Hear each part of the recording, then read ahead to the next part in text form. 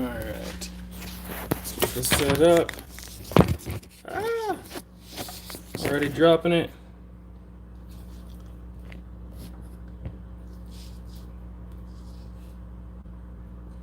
Oh.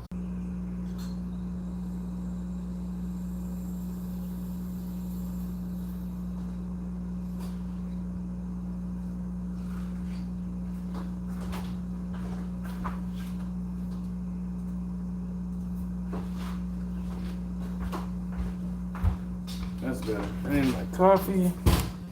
What's up, guys? Sorry about that. I had to take a quick coffee and dab break.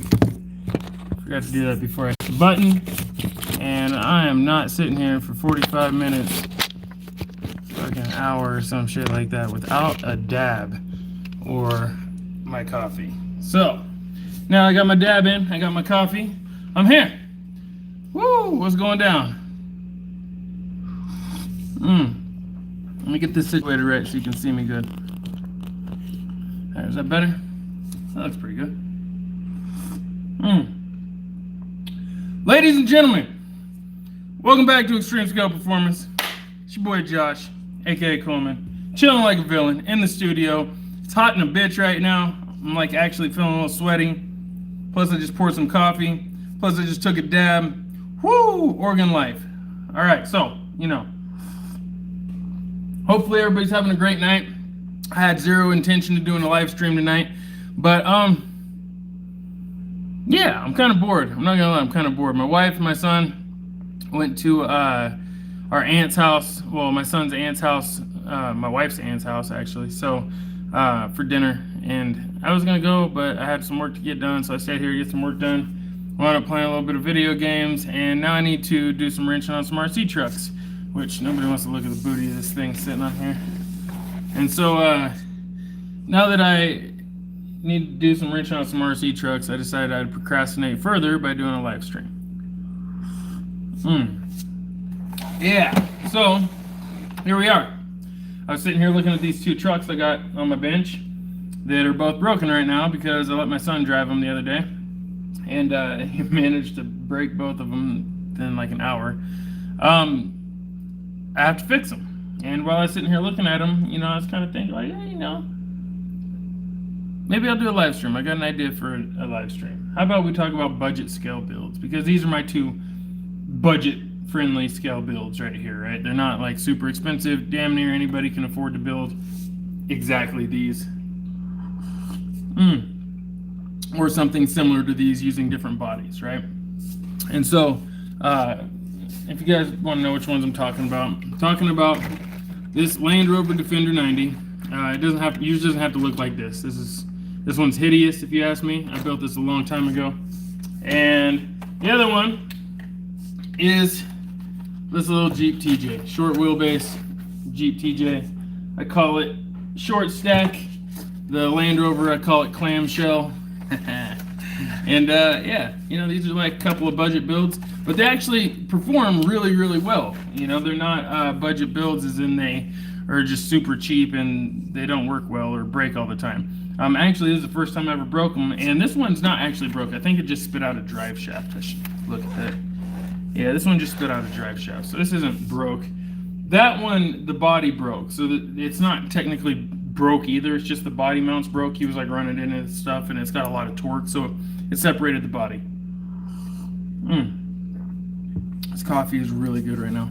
So in all reality, they're extremely reliable, and they're super simple setups. You don't have to copy me or do exactly as I do or whatever. I'm not trying to tell everybody this is the perfect way, but if you want to build a super budget build, I've got like my own little formula that I use, and anybody can use it, and you can apply it to pretty much any RC truck, right? Any scale crawler type RC truck, you know.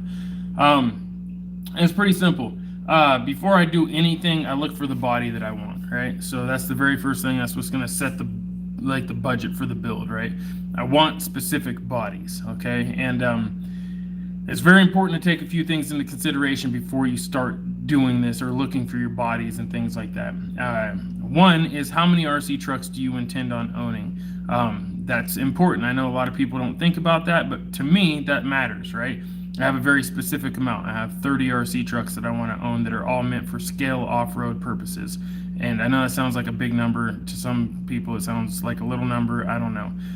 To me, that's just the number I settled at. And so I want 30 specific builds. They all kind of have their own purpose, right? And that's key to why I build what I build. I like purpose-built vehicles. Everything needs to have a specific purpose. So I'm not a big fan of, oh, and I will read some of these comments. I see you guys. Brennan, is that you? I've seen Brennan's name pop up. I'm gonna read these in just a second, but let me get to this point real quick. So the very first thing that I look at is, how many am I gonna build, okay? How many do I want in the end of this? To me, I think of it kind of like a real car collection. What cars would you collect? How many would you collect, right? Who cares about what RC brand and all that stuff? Just think, if you're going to build scale trucks, you're probably building, well, I don't know how you're building, but for me, I build with the intent of replicating a real vehicle. So scale modeling basically is my intent. Now, I'm not the best at it, but I still enjoy it nonetheless. So for me personally, I want to build scale replicas of real vehicles, or at least scale vehicles that represent, you know, a real life, like a one-to-one version, right? It doesn't have to be any like exact one. Like there doesn't have to be this exact build out there, you know, but a Jeep TJ, right? So for me to do that, I look at very specific things. One is proportions. It's the most important thing to me. Doesn't matter. I'm not going to go buy some wheels and tires and then build around those wheels and tires. I need to build proportionate to that body. So in this case, as a Jeep TJ, I'm thinking I wanted it to be around like 35-inch tires, you know, maybe 38s. I'm not really sure. Probably 35s, I would say.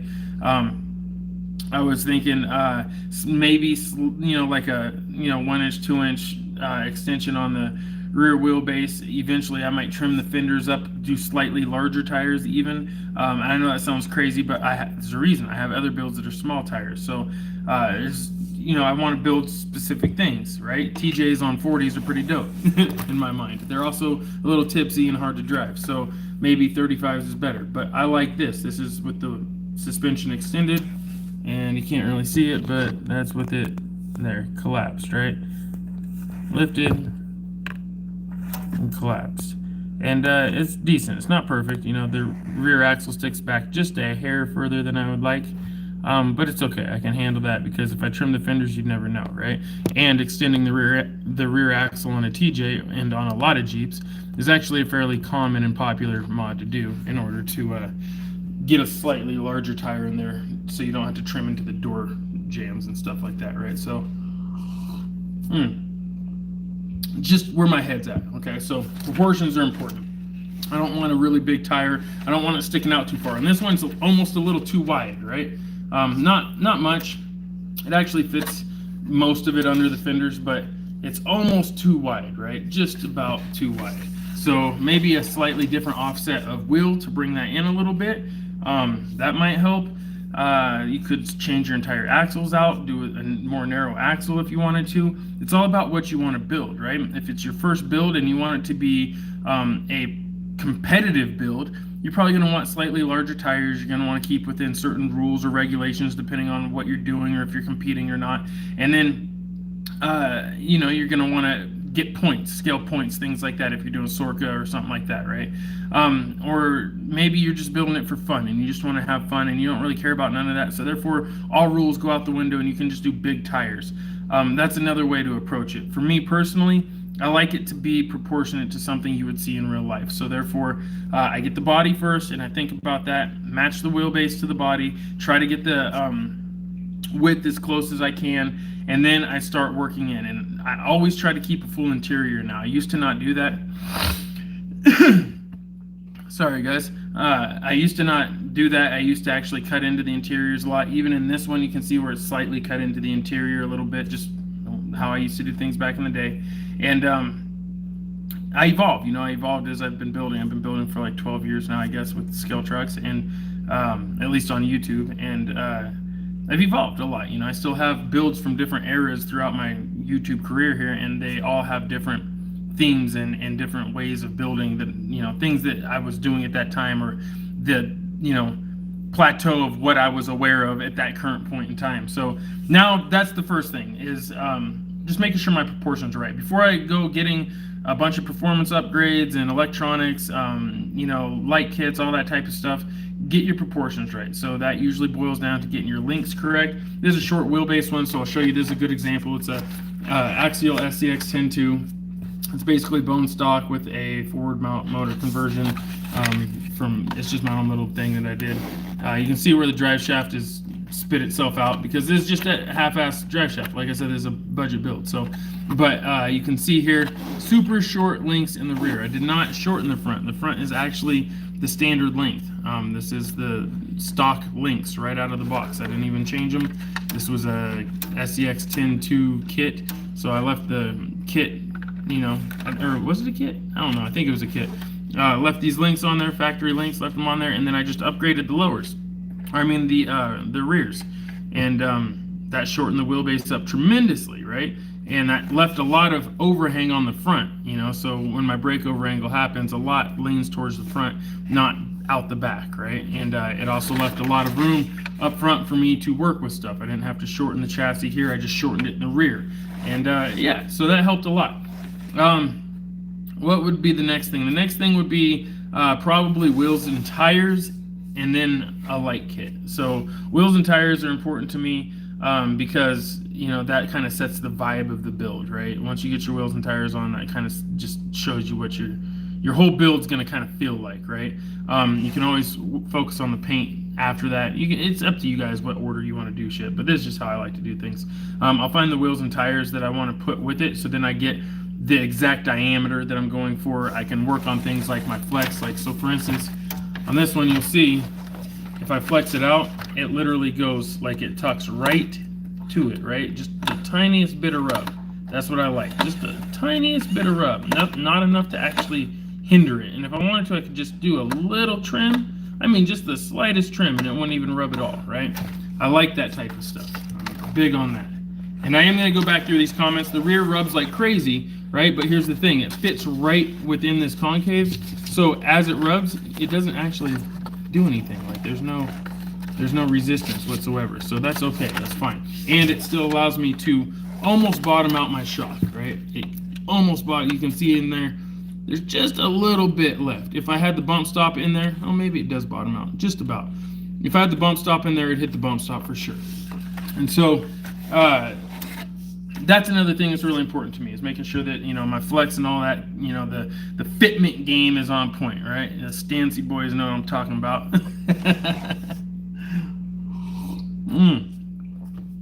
That being said, you get your stance right, you know, your proportions right. Then you go ahead and if you want to go scale looks wise, you're not too worried about performance, then I go light kit. The reason I go light kit is because light kit kind of brings it all to life. Light kit and then paint, probably at the same time. Those two things really bring it to life, and they're not that expensive, right? You can get a light kit for anywhere from 20 to like 60 bucks, 60 on the high end for sure. I personally like to use my Trick RC, the UF7, I think it's UF7C, UF7C, I always get it messed up. It's my favorite one so far. I like to use that. I forget the price on it, but it's definitely worth it in my mind. It's realistic. It's got the reverse lights and all the programmable options and stuff. It's like 7 to 12 different options. I forget. It's a lot more than I need. So I use that, and they're not, this isn't a promoted thing. They're not paying me or nothing like that. I'm just letting you guys know. And then if you want to go the other direction, you're not too worried about lights and paint, then you want to go performance. The next thing I do is I start working on my suspension. My suspension would be probably the most important thing when it comes to performance. Making sure that I've got good shocks that don't leak, making sure they're sealed correctly, the correct oil, which takes time, you know, to get the correct weight of oil. You got to actually tune your shit, drive it, tune it, drive it, tune it, drive it, tune it. It takes a little bit of testing, you know, it takes some time. And it all depends. I'm not huge on that. I actually kind of just use weight to tune mine as opposed to using the suspension itself. I just do like a vague tune on my suspension, and then I actually use weights in my wheel still. I'm very old school. But I also I'm not big on using brass and stuff like that. I'll use it sometimes, and like specific areas, but I'm not big on all that. I like it to perform good from just having. I don't really know, man. All right, so here's what I look at. I look at your breakover angle, your entry angle, your exit angle. I want a low center of gravity. So as you can see, my shit usually sits low. I don't like them sitting up high. If you look at this Land Rover, it's my wife's build, sits way too high. I'm gonna lower that down, right? And then in doing that, I usually get it pretty good, and then I gear it low with high voltage, so it's got a lot of torque at a very low wheel speed, right? That's something I'm really big at doing. I like doing that. And that alone helps it perform really good usually. I like to have good throw in my steering. That is super important as well. You can see, I'm not joking with that. Just, you know, good throw in the steering. Stock SEX10 2, probably SEX10 3, I haven't used one yet. But they throw pretty damn good, honestly. I'm not going to lie. But what I like to do is I like to get long servo horns. I get the longest servo horns I can find, and then I push it to the max stroke, right? And then I will fine tune the radio to pull it back to where there's no ongoing pressure. If I'm holding it cranked all the way over, it doesn't hit something and then and start like burning out the motor and the servo. So I will get the most stroke I can, usually from the servo horn, actually, as opposed to doing knuckles and a bunch of other things. However, doing knuckles and things like that is a great upgrade. It's absolutely a great upgrade. But a lot of these companies are getting so good now with their out-of-the-box axles that you get pretty good throw in steering from them. You guys know me, I can't stand Axial as a company, but I will still say that the old school Axials that I have, I got them down to a science. I was able to get them to work really well. It was super simple, even for these budget ones. I mean, this is a bone stock SEX10 2. It's got a shortened rear wheelbase, so I've got links in the rear. It's got wheels and tires on it. It's got a body, from wherever you can find them, eBay or Craigslist or Facebook, wherever. It's got a bumper on it, and then I did Holmes Hobbies Electronics and a ESP anti-spur mount with that 10-to-1 gear reduction unit from China. That's it. That's the only thing is I've done to this, and I threw a back seat in it, and that's it. And if you guys haven't seen the videos of this, go watch the last one. There's a video of it crawling. You can see how good it does. Low gearing, high voltage, low center of gravity, good entry, good exit, good breakover angles, and make sure that make sure your unsprung weight, the unsprung weight of the vehicle, is at least twice of that you have sprung, right? So unsprung weight should be at least twice what the sprung weight is. I don't know the science really, but this is my opinion on it. I think, it's not like I weigh the shit out, but I can usually feel whatever the body weighs. I'm usually going to try to make the chassis itself, not the chassis, but the axles and components that are all hanging down, below the chassis, suspension hanging components. I'm going to try to make them as heavy as physically possible to offset this body. And I usually, if I can't get it to feel like it's at least twice as heavy, then I'm going to add more weight somehow, like whether it be wheel weights or something. And then when I get it all on the chassis, everything's sitting properly, if I really want to get into the performance, I'll start fine-tuning weight. Maybe get a little weight in the chassis to get it to lean towards the front somehow. If you don't have winch, like this doesn't have a winch, I could add a winch. That might get a little weight. You could add stick-on weights or some shit if you want to. You could add brass. There's a billion different ways you can add weight. The point is fine-tune with weight. It helps a lot. And the big thing is go drive it between each thing you do. Don't just go buy a bunch of parts like you see everybody do on Facebook or Instagram or YouTube or whatever. Don't just go buy a bunch of parts. I'm guilty of it myself. I've done that 1,000 times, but just drive it and tune it. Drive it and tune it. Drive it and tune it. Minimal changes, and then drive it and see how it behaves. Did it change what you were hoping it would change? Did it change it for the better or the worse? Are you getting a little too much wheel lift? Are the wheels dropping where you want them to drop? Are you having to fight for that slow crawl? Is it lurching a little bit, or is it actually walking it a lug at a time, right? There's a lot of little things that you want to take into account. Me personally, I love watching one-to-one vehicles and kind of using those to set the standard for my builds. I want to go through and match performance-wise what I see in the one-to-one world. So a lot of people like my videos, the driving videos, because they move realistically, as opposed to them just being high-performing vehicles, right? I went to an event last year. I got my ass handed to me because I had probably one of the most realistic looking trucks there, and I didn't even get to the first gate, right? Why? Well, because I wasn't worried about driving. I was just trying to look good and catch some cool videos. Yeah, that's not gonna happen next time. Next time, I could tell there were people that wanted to see if I could actually drive or not. I feel like I let them down a little bit. So next time I'm gonna show up with the scale truck that is actually tuned to drive. Probably, maybe even this one. I don't know. We'll see. And I'm gonna actually put in some work and do some driving and show that hard body scale trucks can do some damage, out on the course. A lot of people don't want to go hard body because they fear the performance loss over having a Lexan body, just over the weight and all that stuff. But if you have a Lexan body, and the chassis or the unsprung weight or whatever is X amount or X percentage of the weight of the body and yada yada, you can do the math, you can crunch the numbers and see, okay, this is the ratios I need. And then you can match those ratios with a hard body and probably get very similar, if not the same performance. And I'm not going to do all that math. I just kind of wing it myself. I'm a stoner. I'm old school. But I'm sure some of you guys are smart enough to do that shit. All right, let me read some of these comments real quick. See if you guys got some good questions for me. I'm missing a bunch of comments. And then we'll jump back into this. I got some more advice for you guys probably. I'm feeling froggy tonight. We're gonna drop some knowledge if I can. It's the coffee.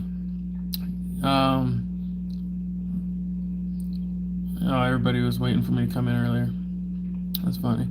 What's up, guys? Colson, Eric, Swamper, Shorebus, something. Blacksmith, what's up, man? Hey, Josh, how you going?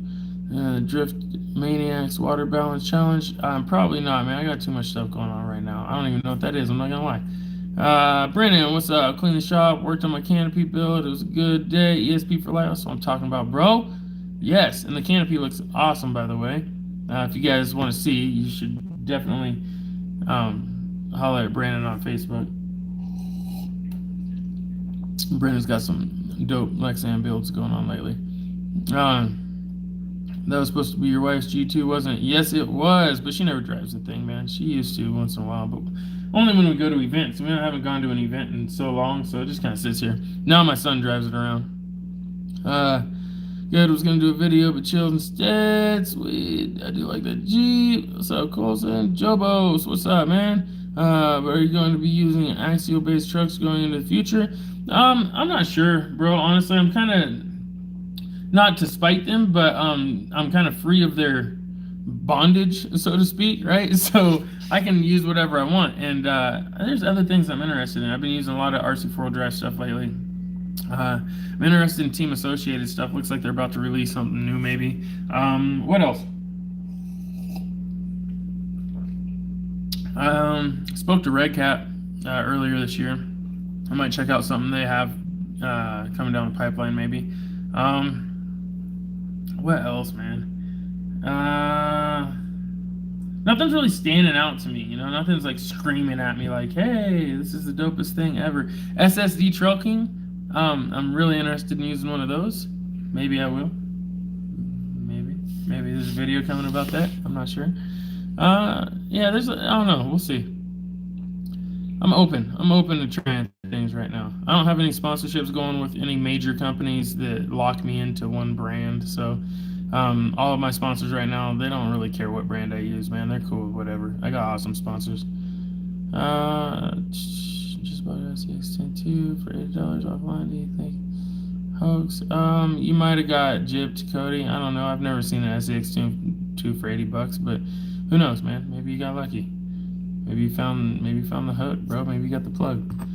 Started off, what did it say? I started only wanting 2, and now I have 12. Yeah, see, so we're gonna get into that next. As soon as I go through these comments, we're gonna talk about numbers and why I build the way I build for specific trucks. And what I recommend to you guys if you're looking to do something similar as to what I'm doing, which is building a collection.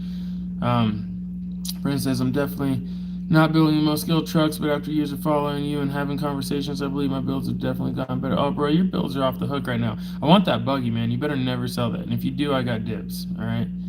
Hit me up first. If I got the money, I'm buying it because I really like it. It makes my 1.9 Wraith look just stupid. Yeah. All right. Why do people use BECs with battery-powered servos like Holmes Hobbies? Multiple reasons. I use a BEC with battery-powered Holmes Hobby servo, the SHV 500 V2. So here's one reason why, is to control the voltage in specific, what is that called? Specific circuits, right? So, sorry, I'm stoner. I'm having a stoner moment. But so for instance, on like the XJ build, if you're not familiar with my XJ build, definitely go check that out, Doughboy. I have BEC in there. I have multiple servos, 2 SHV 500s. I've got multiple winches, 2 winches. I've got 3 ESCs. There's a lot of things going on in there, right? A lot of electronics going on in that build, and I don't do that in all of them, and that's the only one that has that much electronics actually, but I did it for a reason, right? Not all of those things work best on the same voltage, right? Some things can handle more voltage. So for instance, the motor itself, I can pump 4S all day into that without it warming up too much at all. If I wanted, I could jump up to 6S. The ESC allows for 6S, so I could hit 6S power and smash with that motor if I wanted to. I'm not going to do that. There's no reason. It's overkill. Way too much power, but I could do it technically speaking. So I need to find the area in which I want to run that, because I like a lot of torque, a lot of low gearing, a lot of one lug at a time, low speed control, but I still need to be able to get it up to walking pace. And I need a lot of torque to move all the heavy weight in the builds. Like that XJ weighs 18 pounds, I think, 18 plus pounds. I think it was like almost 19, right? And that's without the battery, if I remember right.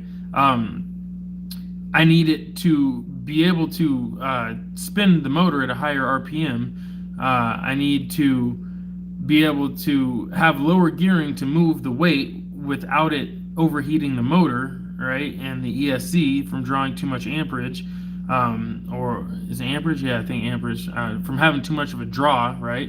Load on it. And then there's a few reasons why I do that, but by doing such a low geared setup and a high voltage setup with a high kV motor, right, I can still crawl one lug at a time but still get it up to walking speed. And I know everyone's gonna be like, well, I can crawl one lug at a time. You can, but the difference is I can crawl one lug at a time while towing 150 pounds, 200 pounds, no problem. And it's incredible. It's like incredible power. It's not like where you're one lug at a time and you can put your hand there and stop. Oh, who's blowing me up right now? Hold on, guys. Oh, brother, bad timing. He's probably gonna try again too.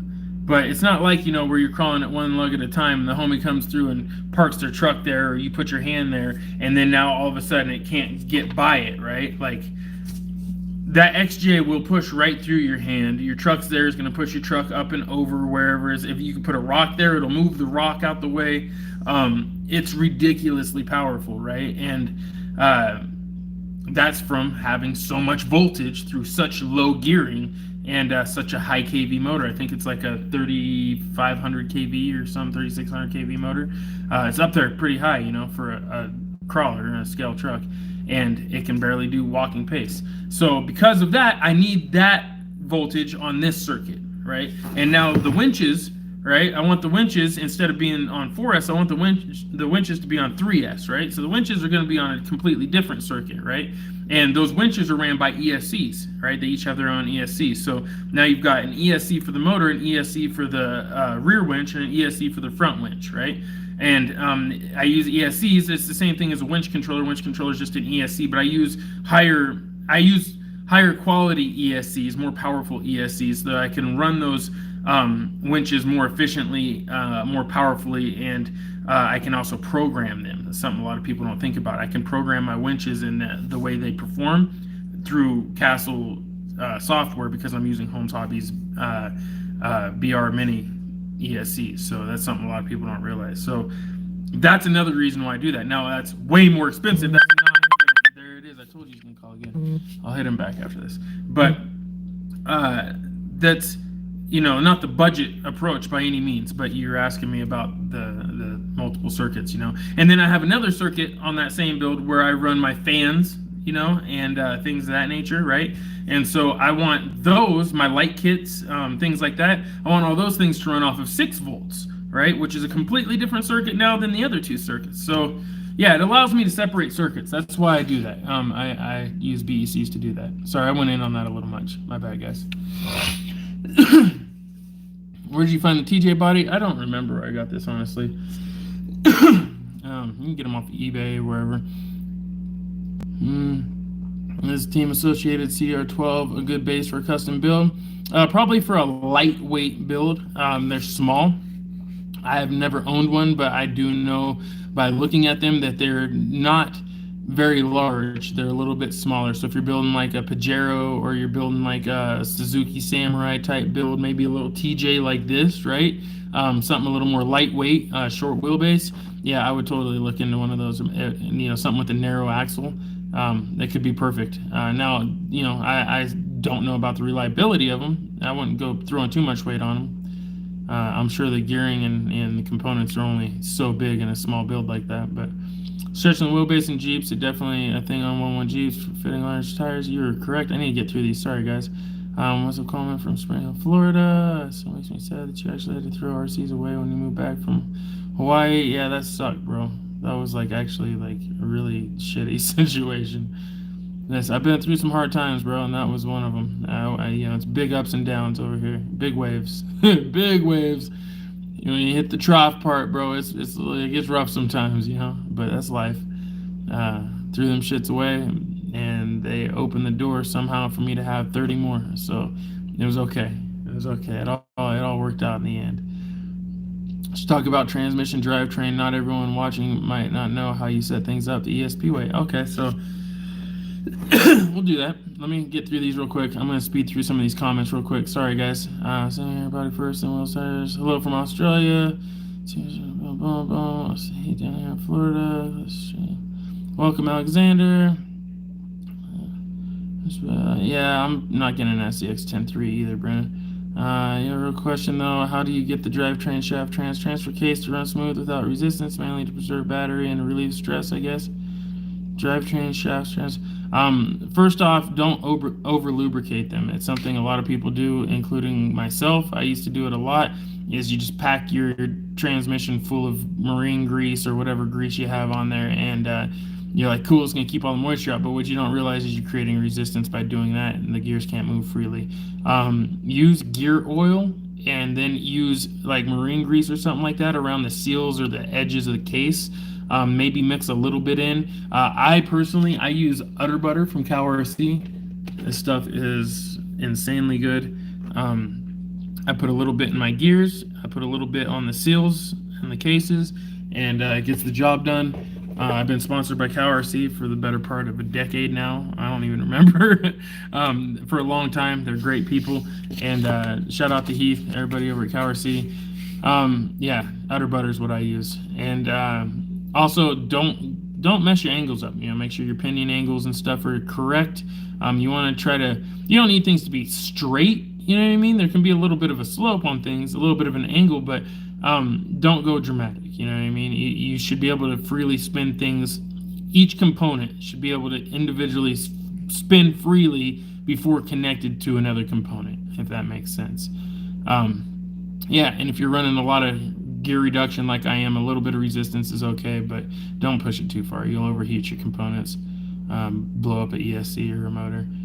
All four of my rigs are hard bodies. That's what I'm talking about. What's up from Kansas? Shout out to Kansas. Reefs are RC new 777 servo with a question mark. What's up, White Knight? I actually have never ran a Reefs servo before, so I can't give an honest opinion, but I hear good things about them. I know my boy Brennan over here. He likes his Reef stuff.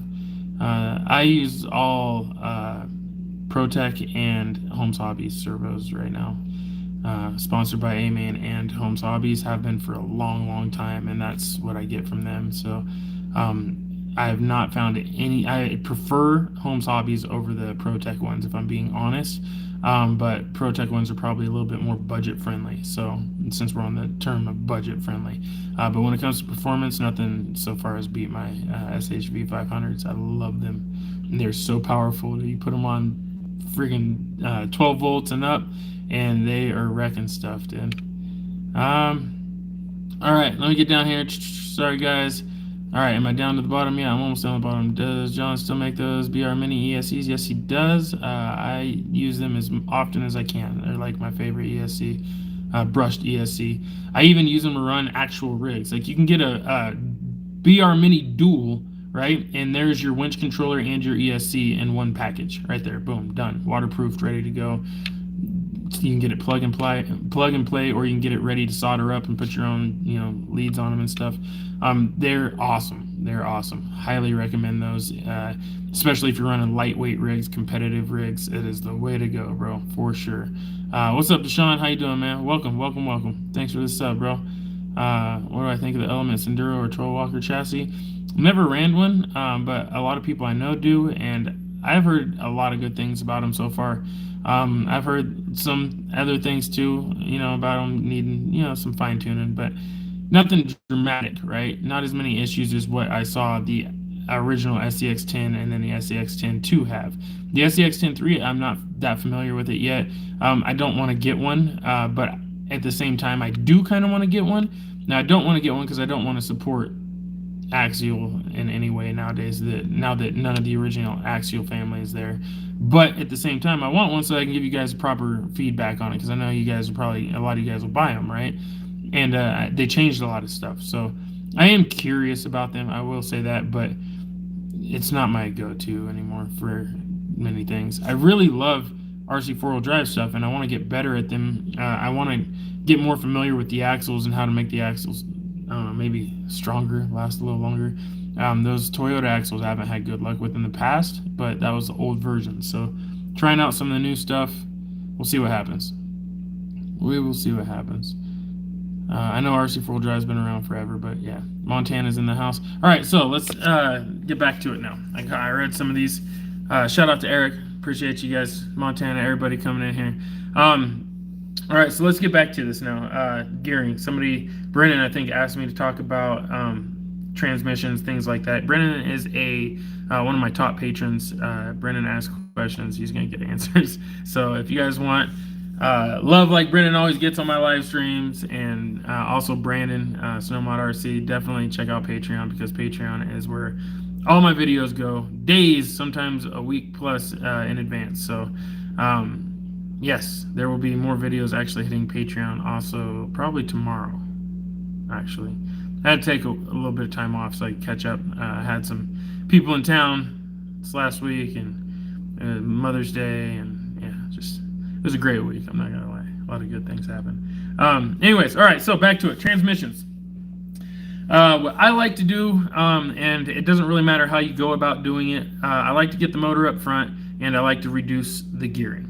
That is two of the main things I really like to do. However, as I sit here talking, I will go ahead and point out that I don't always put the motor up front. Sometimes the motor goes in the back, and this is a good example, right? This is old build. I built this a long time ago, so don't judge me. There's no inner fenders, there's no fancy light kits or anything. It's all old, cheap, budget stuff, but that's why I was using these two builds to point them out. This is basically a stock SCX-10, old school, original first-gen SCX-10. You can tell by the axles, right?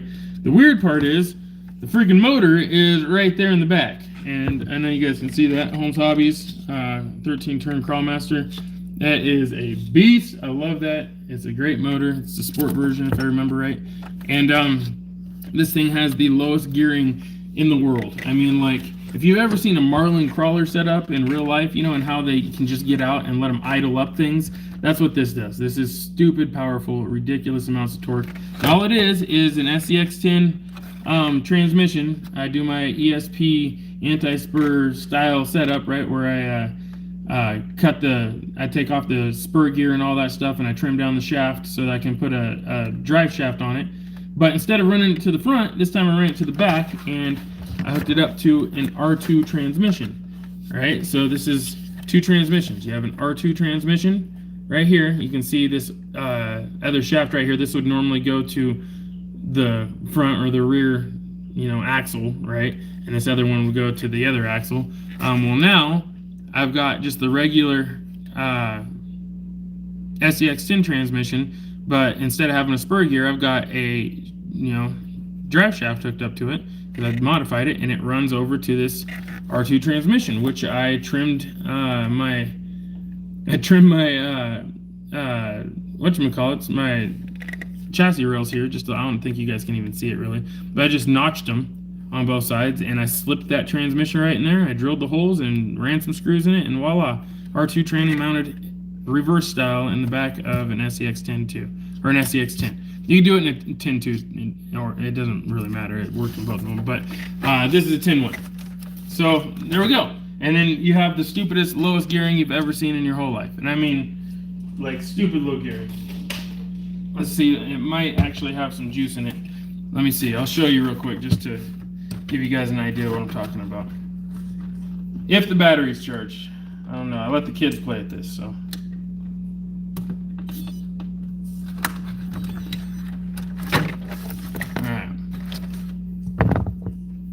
I'm going to turn this so you can see what I'm talking about. Yeah, whatever. You can probably see that.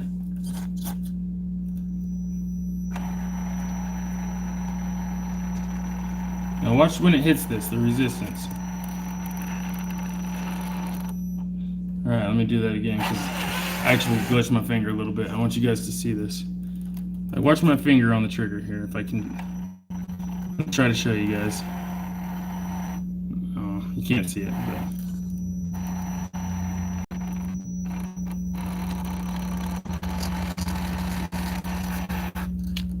see what I mean?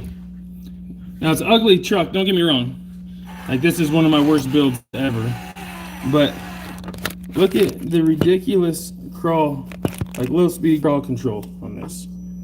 So I'm gonna try to show you guys my finger. I don't know how well you guys can see this, but this is old. I mean, I've had this thing for years. You guys that have been following me know this is a clamshell, right? I haven't changed anything since the day I built it.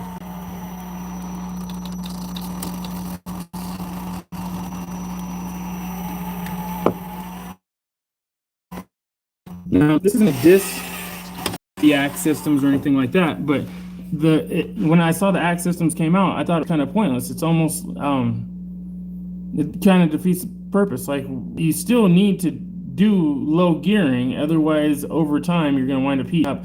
You can't fake torque, right? You can't fake it. You can only create so much torque through, you know, digital tuning or whatever, right?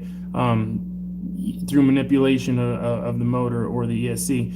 You at some point have to apply voltage to gearing, you know, and then you will get your torque. And this is as cheap of a way as I could do this, possibly, you know. It's either this or doing the gear reduction unit, and either way, this is dirt cheap way to get serious low gearing. And once again, I'll show you. I'll do it one more time just to show you guys, because I'm proud of this. I'm barely moving this, so you can see how much I can move it. Whoops, shit. Right. So there we go. That's, you can see it's got some jump to it. It's not fast, but it's got, you know, it's got a little, oh. Here we go. Ooh. I had to apply a little bit more. That was basically an undercut though at that point.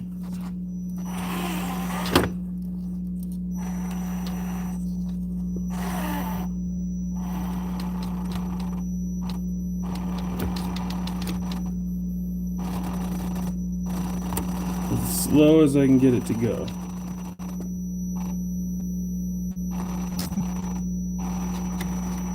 And that's pretty good, you know, for a hard body build. It's got plenty of weight, big old heavy bumper, winch, all that stuff on there. It's not super heavy. I don't know, maybe this thing's like 8-9 pounds, something like that. It's not heavy compared to most of my stuff, but the torque is what I'm proud of. I love that. Now that torque is ridiculous. If I put weight on that, right, then all of a sudden it gets more traction, gets more traction, gets more traction, and then you can push through almost anything. You can rip the tires off the rims, whatever you want. And then at that point you find out where your weak spots are, like what's actually weak in your, is your ring and pinion weak? Is your axle, you know, having going to separate? Do you have shitty drive shafts and they're going to start popping pins? You know, what is it going to be? CVs? What's going to pop? You know, what's going to go? And a lot of people don't ever want to find that out. Me personally, I want to find that out as soon as possible. So I run all the torque I can, all the voltage I want, and then I try to break some shit, you know? I bind it up, just like you saw right there. I'll do some undercut stuff, try to bind it up, get the gear train to load up on me as hard as I can, and press it, you know? Let's test it. Let's see what's gonna break, what's gonna pop. Now, that's not a budget approach, but at the end, it's gonna save you money. You're gonna break the parts now, figure out what's wrong with the thing, and you know what your weak spots are or whatever, and then you fix it. You upgrade it. You put something better in. If you got weak CVs, go back to dog bones. If you got weak dog bones, try CVs. I don't know. But point is, that's how I fine tune. That's how I do my stuff. And then in the end, I wind up with stuff that is just so, I don't know. I don't have a lot of weak points. Usually the weak point will be something like I'll rip a whole link out, or I'll, and it's not from high speed stuff. It's from torque. You know, I'll torque break something. You know, like I've broken like whole axle housings off before. I've you know, bent links like that were metal that I didn't think would bend. I've stripped out wheels before that were metal, you know, and the whole hex just rotated out on me.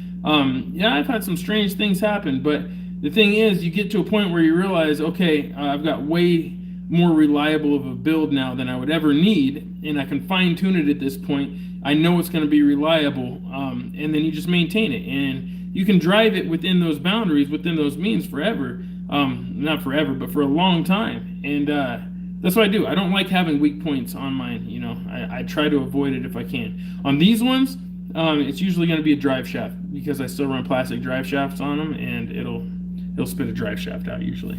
But it's pretty rare. Sorry guys, let me read some more of these. As far as getting the transmission set up front, I use the anti-spurs. I don't know if I have it right here. Do I? Normally I got one sitting around. Is that one? I don't have one right in front of me. Otherwise I'd show you guys. Oh wait, is that one? Yeah, there's one. This is an old prototype one.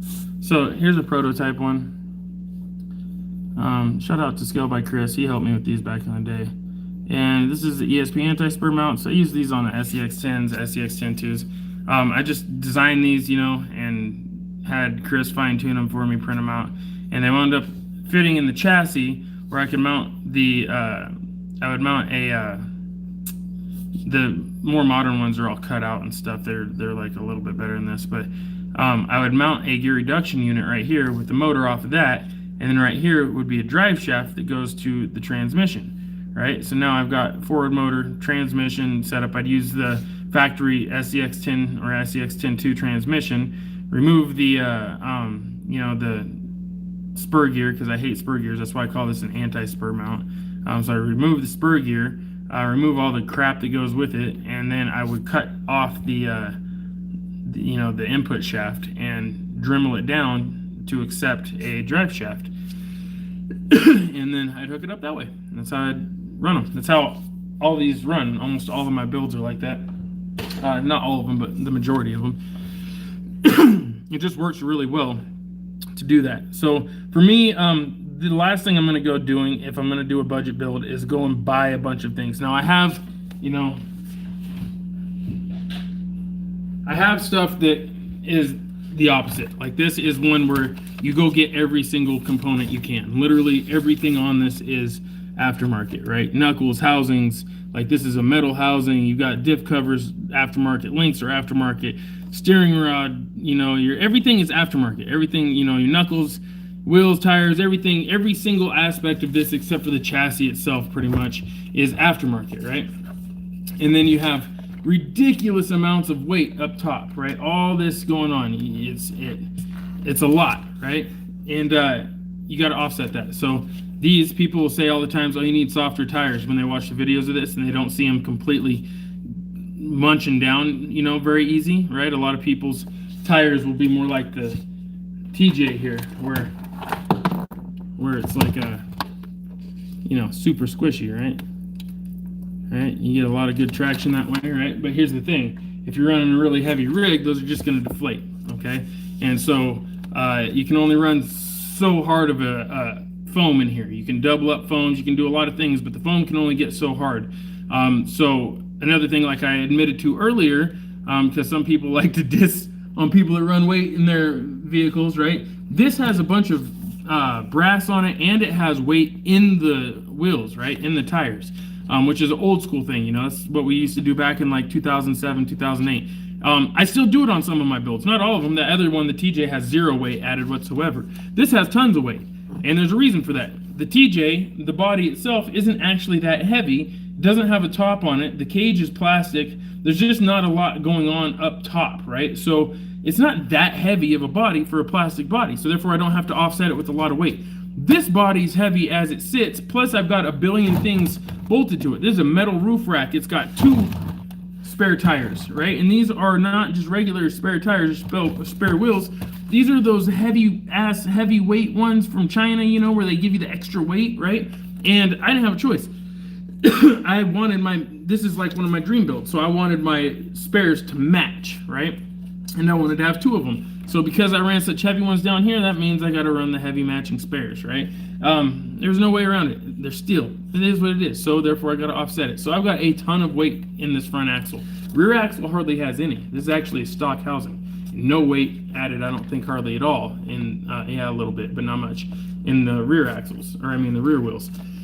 Because there's weight, and I use wraparound lead weight, not the flat stick-on ones, but fishing, you know, lead wire basically.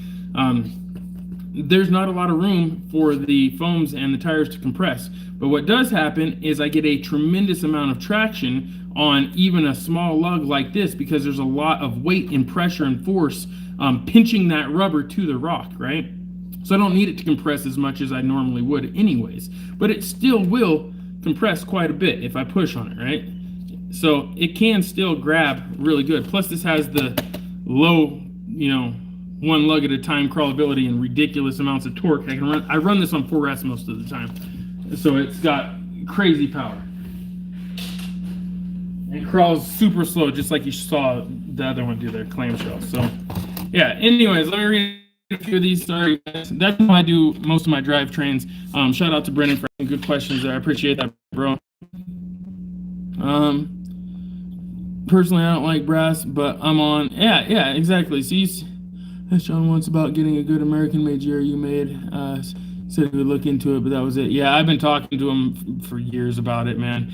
It's hard because it's just, you know, it's not that cost-effective, and not a lot of people are going to buy them unless there's a reason to, and I alone can't push it that hard for him. I couldn't make it. I mean, I'm sure I could get a good amount sold for him, but not enough to justify it, you know. Yeah, I've never been a brass guy either. Especially, I don't like the look of brass. Let me fix this so you guys can see me. Sorry. I don't like the look of brass on my stuff.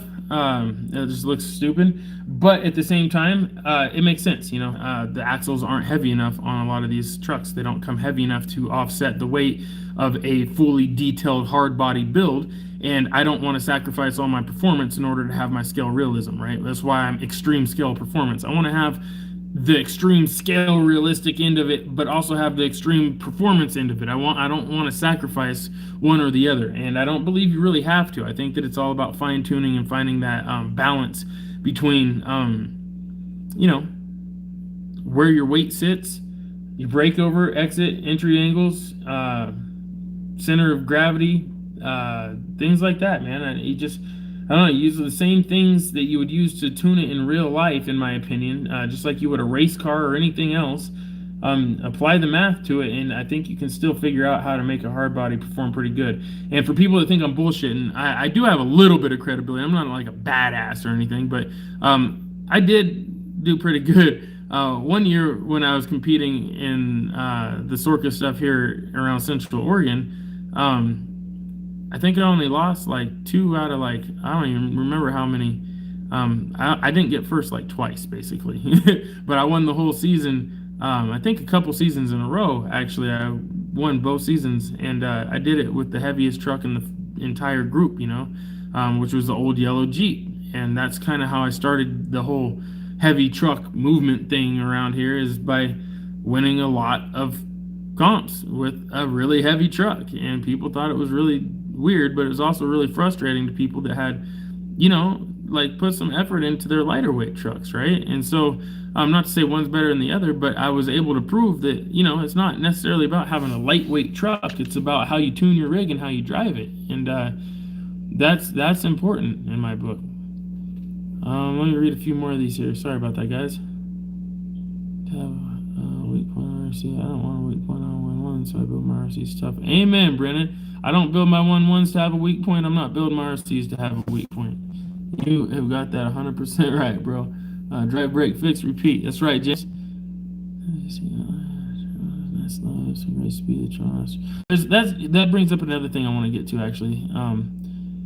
This is such a sick build. Hey, thanks, Ninja. I appreciate that. What shocks do you use for your heavy rigs? I got an 11-pound rig. Brandon, I don't have a preference for shocks. Honestly, 9 times out of 10 with my builds, I use whatever I got laying around. I'm fortunate. Sponsors usually do keep me kind of stocked up on things.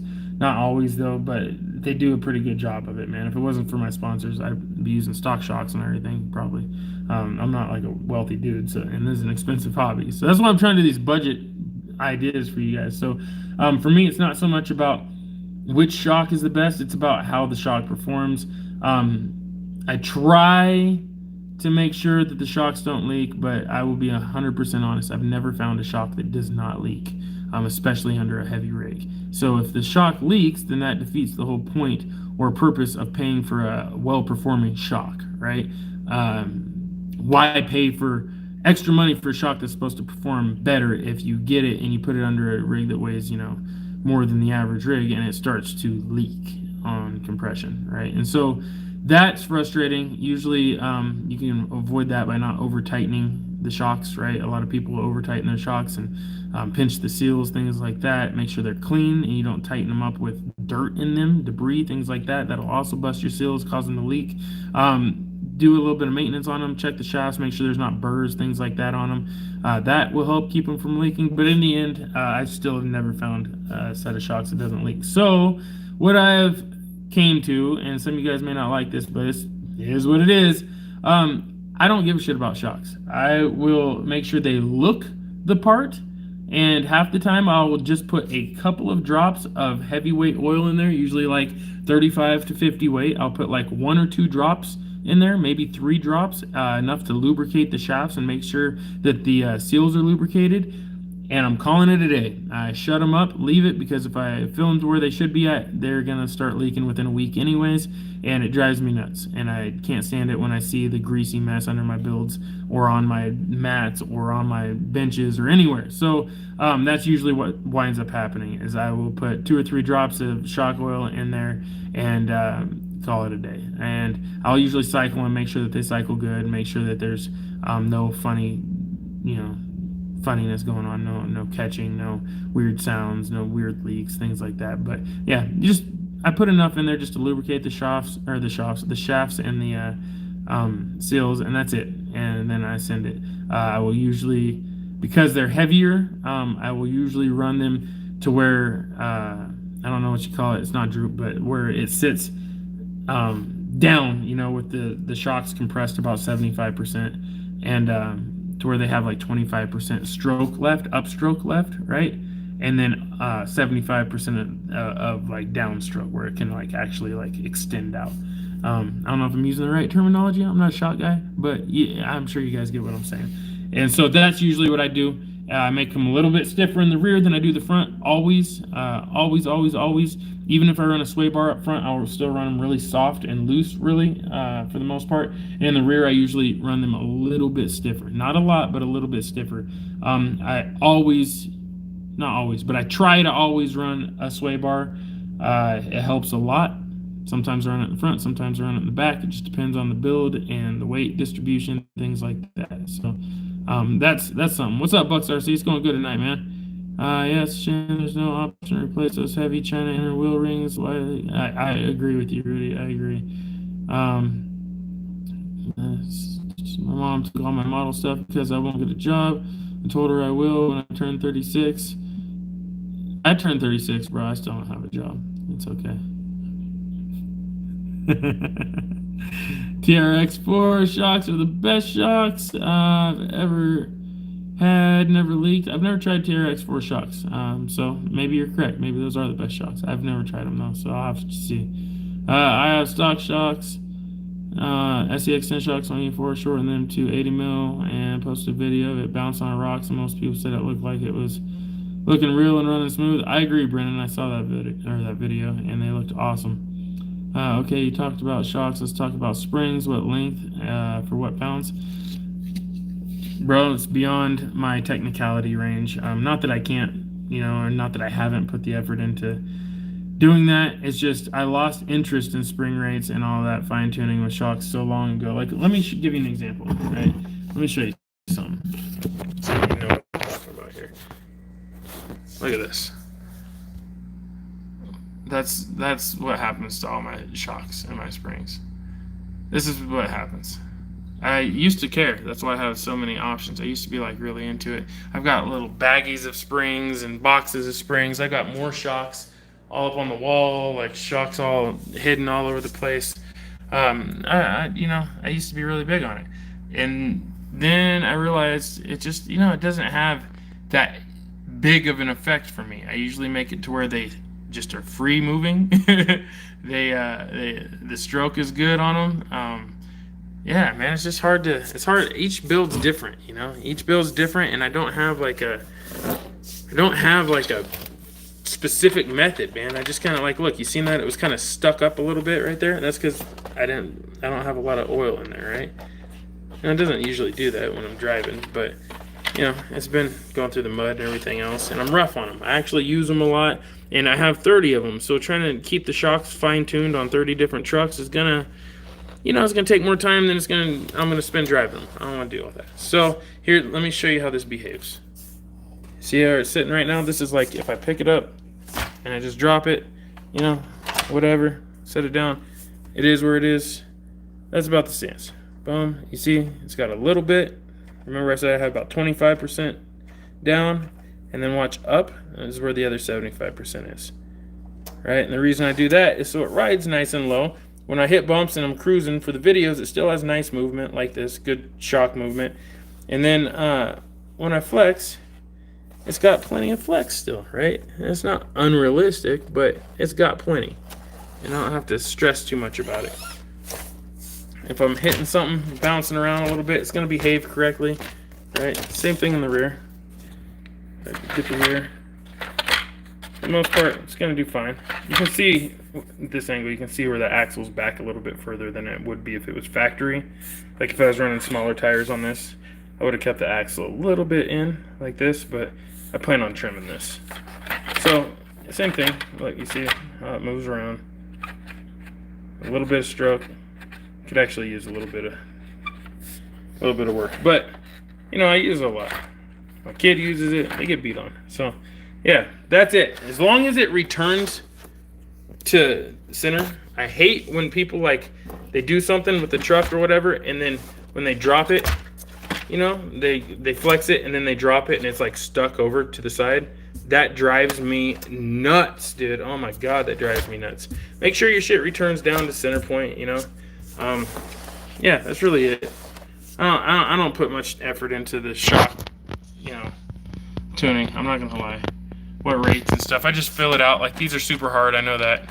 Not a fan of these, unless they're going on like, these are like out of a Slash or something. I don't even remember. But it's super hard. I usually run heavy rate springs. You know, I couldn't tell you which ones, but I usually will run them pretty heavy, just because I run heavy builds. But a lot of them are just stock. Like, those are just factory shocks in there. You know, I don't even do nothing to them.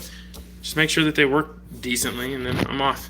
I'm more worried usually about entry, exit, breakover, center of gravity, and then gearing. Those are like my most important things.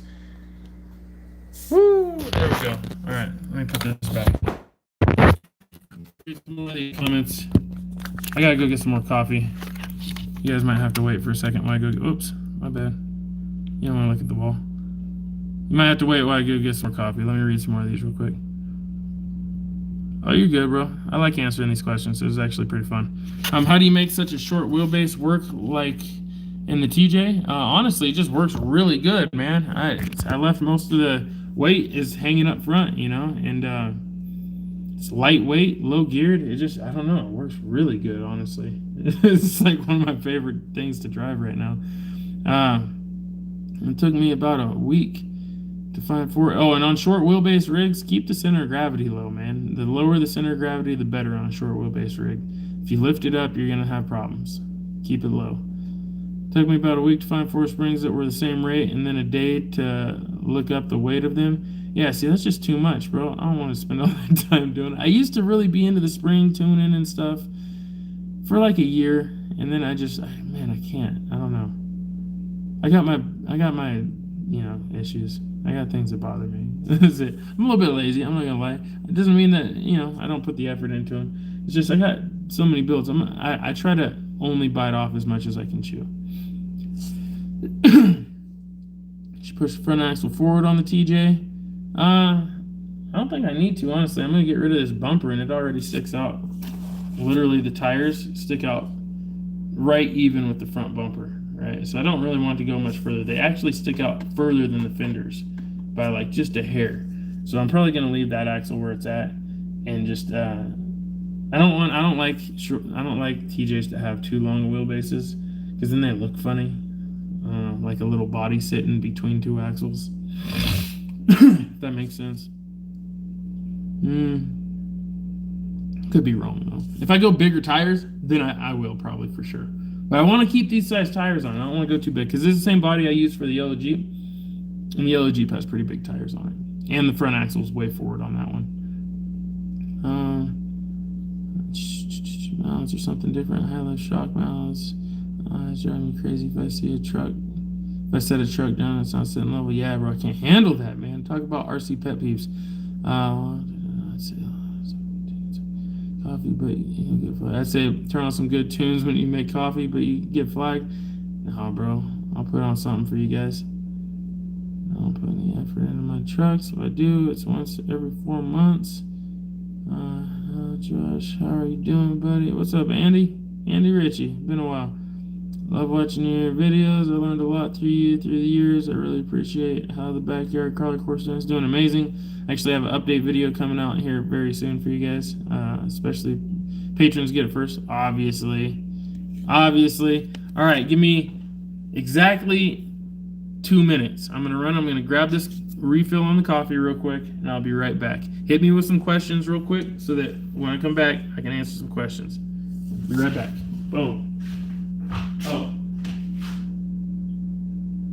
It's about rocks, you guys. Stones, like rocks. It's not about smoking weed. Get your minds out of the gutter.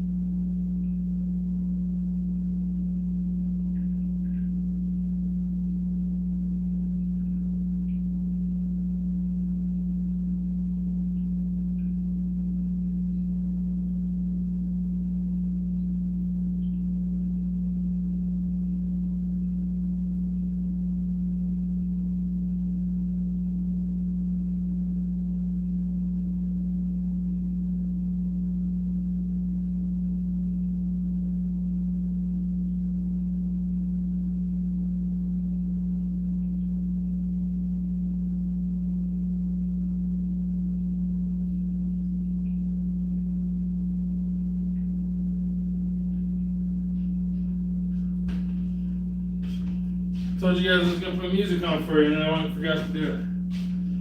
Sorry, I wasn't gone that long. How many people did we lose? Oh, we only lost like 2 people. Not too bad. You guys are hardcore. You know what shocks I also like, just for scale realism? These bad boys right here. These things are cool. These are the RC4 drive shocks. You can see these ones have been through some shit. I used them to mock up a bunch of things, and yeah. But you see that? How stiff that was? It's like locked in there.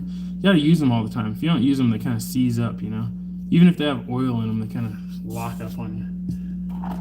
All right, you guys look at. You want to see how I do my coffee here? This is just creamer and black coffee, okay? And I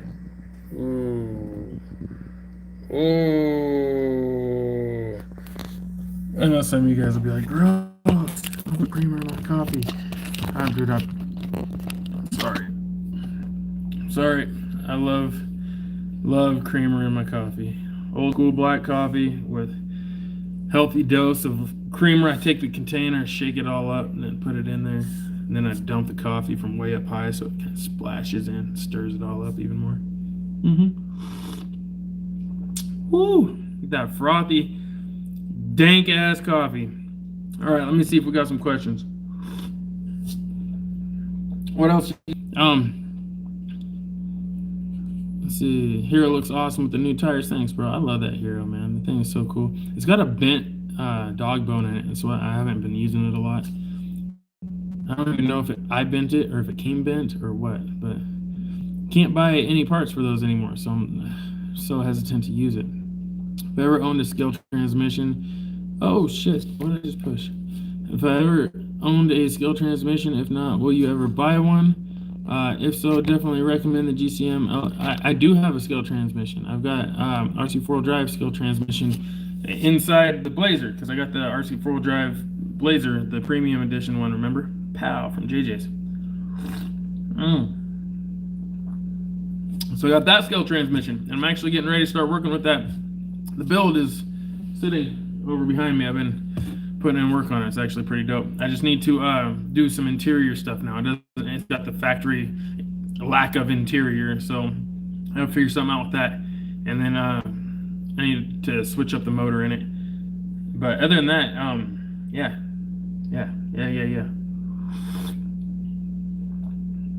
I like it a lot.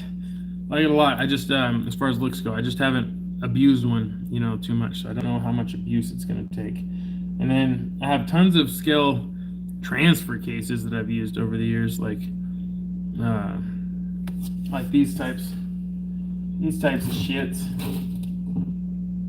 Well, mainly RC4 drive ones like these, you know, which are cool, but found this one especially, to be pretty sloppy. You can hear even like just going back and forth. That's just slop in there.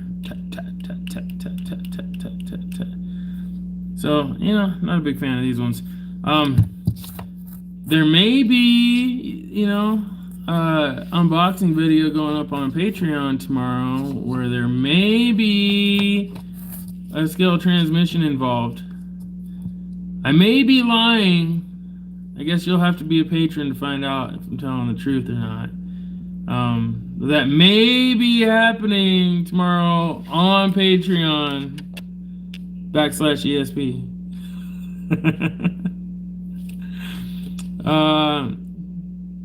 How do you like the looks of the K44 axles on the RC4 drive Blazer? I freaking love them, dude. Absolutely love them.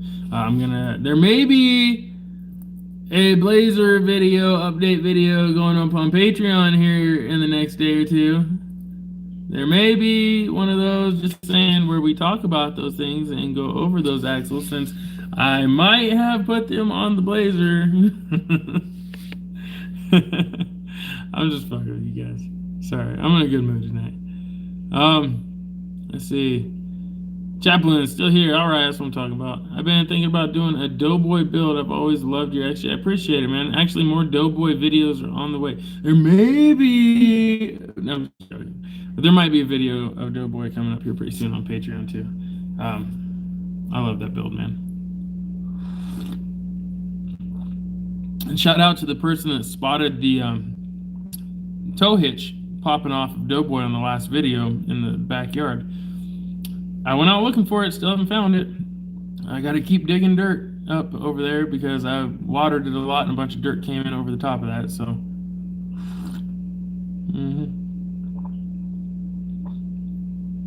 That's what's up, White Knight. Well, hey there, old friend. Would love to come over and cruise around Dog Creek. Trucks look good. Good job. Keep it up. I appreciate that, Jacob. Jacob Wilson, Jacob is in. Jacob, my brother, Jacob is in family, Jacob. I saw Tyler actually wrote me. I haven't had a chance to get back to him yet, but you guys need to come visit. Miss you guys. Definitely need you guys to come visit. I want to see this. You guys got all kind of babies popping up lately. Oh, it sounds like Pandabee's home too. I just heard doors. I hate the RC four-wheel drive shocks. The ball ends are pressed in with brass, and they get so much slop. I agree. They do get a lot of slop. I still like the looks of them. I like my coffee how I like my women, ground up and in the freezer. Holy shit. Fuck, Brennan. I'm gonna get demonetized for that one. How do you store your liposuction? My lipo. What's wrong with you guys? I store my lipos. Honestly, I'm the worst with lipos, man. I keep a good eye on them. I have an ammo can that I keep them in if they're not readily in use, but some of them stay in trucks. You guys are gonna flame me for this, but some of them stay in trucks. Some of them sit right here. Actually, this phone is sitting on one right now as we speak. There's another one right here. My lipos get abused. They get used. You can see it's not puffed or anything, but this is from back when I was sponsored by Venom, so this was at least like 3 years ago. I beat on them pretty bad. It was 3 years ago I was sponsored by Venom. I think about 3 years, maybe 4 years ago. They're great. I don't know. I like lipos. The key is to not abuse them and to understand the actual science behind them so that you don't mess them up. You can see mine are even, like, look at it. They're missing all kinds of stuff on them. I'm not giving lipo advice to you guys because for all I know, some of you guys could be absolute idiots and you go burn your house down trying to listen to me. So I'm not giving lipo advice. Follow the rules of your local hobby shop or the experts or somebody that actually, is willing to take on the liability of telling you guys how to handle lipo. For me personally, I don't do what everyone says. I don't charge them in lipo bags, all that stuff. I just don't. I sit in here with them most of the time because I do it for a job. I'm in here all the time with them. Is that my boy? Come here, Tonto. Give me some hugs. What do you got? Is that, don't spill it on me. Let me see. Okay, sit it down. All right, give me hugs. What do you mean driving? We're not driving right now. You always want to drive. You want to say hi to everybody? Look. Say hi, everybody. Hi, everybody. Say hey, everybody. Say what's good in the hood. The hood. Good hood. Did you have fun? Over at Tia's? Fun, yes. You want to go see your cousins? Yeah. You got food on your face. Yeah? What'd you do? Wait, all trips. The battery's dead. The battery's dead? Yeah. Yeah? You need to charge it? What is that? Is that a pool pal? Yeah, pool pal. Yeah, that's right. What is this? Can you say transmission? Transmission. Oh, it's a transfer case. Case? Training case? Sure. Why not? What is this? This is a remote control. Yeah. Motor. Motor, huh? Motor C car. And an RC car. Oh, easy. Watch out for Papa's coffee here. That's right. Okay, tell everybody, say bye, everybody. Bye, everybody. I'm go see my mama. Go see your mama. All right. Oh, there she is. She's back there. Look, there's mama. You see her? Say, hey, mama. Hey, mama. All right. Say peace and chicken grease. Wait, chicken grease. Wait, what? Say again. Say peace and chicken grease. Peace. Fish. and chicken grease. Twin gates. Yeah, sure, it's close enough. Uh, What do you want? What are you trying to get? Oh no, we're not playing with batteries. All right, ready? Go show mama. Go to mama. Oh, here, have mama put your winch in on your truck. Alright, let's go. Take it out there so mama can fix it. Come on. Mama, fix it. Yeah, let's go. There you go. Good job, bro. I love you. Love you, Pops. Thank you, Papa. Besos. Mwah. That's right. All right. Family time, always. This boy is obsessed with my RC trucks. Let me get back to these here. I bought a Hobby Wheel axe setup, trans and metal billet axles. So, what was that? Juice? Oh, I'm sorry, bro. I forgot about your juice. I'll be out in a minute. A big silver transfer case that you have after putting it all together. The truck goes in forward. Oh, you can change that usually by either swapping, depending on if you're running a brush motor. If you're running a brush motor, you can just swap usually the polarity, you know, positive and negative. Or if the ESC is programmable, which most of them are nowadays, you can go into the programming and reverse the throttle, input, output, yada yada. That's just something to look into. R4 transmission is good, but I own 2 of them. Also have an SSD and 2 GCM LR2. And it can take a beating. The SSD and GCMs are almost identical, I've noticed. Not much different from each other. What are your thoughts on the gearing in those? Do they have the same gearing? I'm really interested in the SSD one, honestly. Never got anything from GCM, mainly because they're up in Canada. And, you know, nothing against Canada. I love Canada. Last time I checked, shipping from Canada and shipping to Canada isn't the cheapest, so that's why.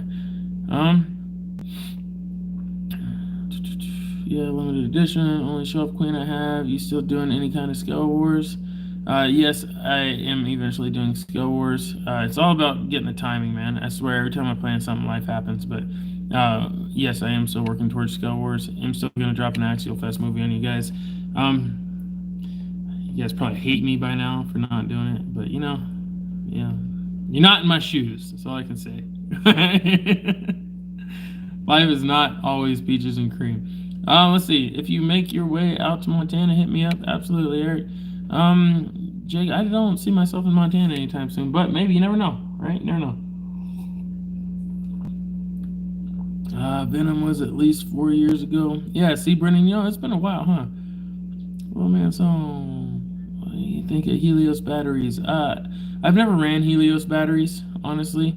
I run all ProTech batteries from A-Main right now.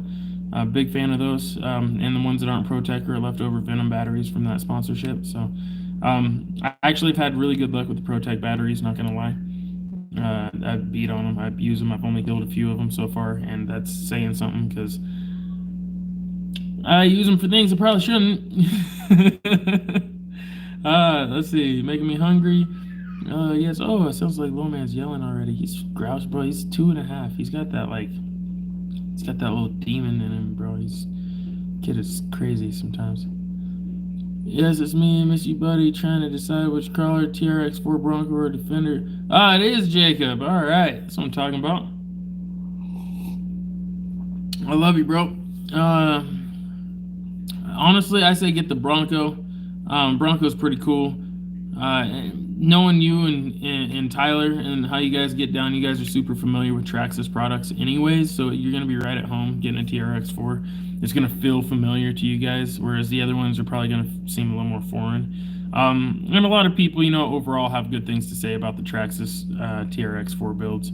The Bronco, I think, is cooler and it's less played out than the Defender, in my personal opinion. Lots of people get the Defender because it was the first one that came out, and so there's a lot of people that have them. Brandon is Panamby, not Panamanian nerd. You got one of them fancy beers in your hand right now.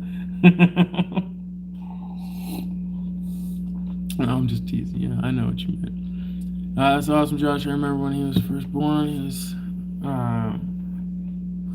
He was aesthetic, super cool seeing him growing. Oh, yeah, he's cute as shit, man. I love that kid. Backyard, bro. He loves the backyard. Wait till you guys see him in the backyard. I got some videos to show you guys. Sorry, I'm just reading some of these comments and I'll keep going. I don't know, you can swap 2 wires. Yeah, you can do it on some of them, bro. Just be careful, you know. Do your research first. She can't believe how big he is.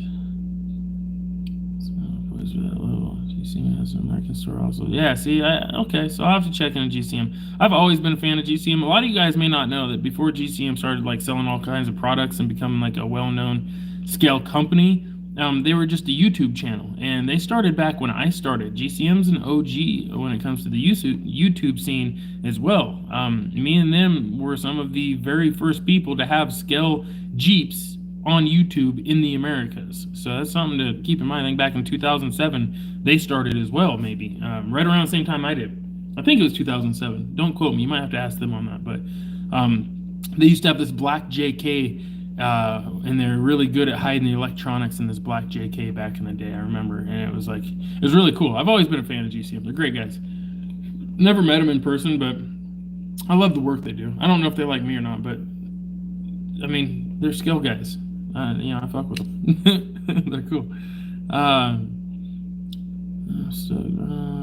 Portland is effing close. Let's go tiny trucking. I'll be up in Portland here pretty soon. So I go up there every once in a while.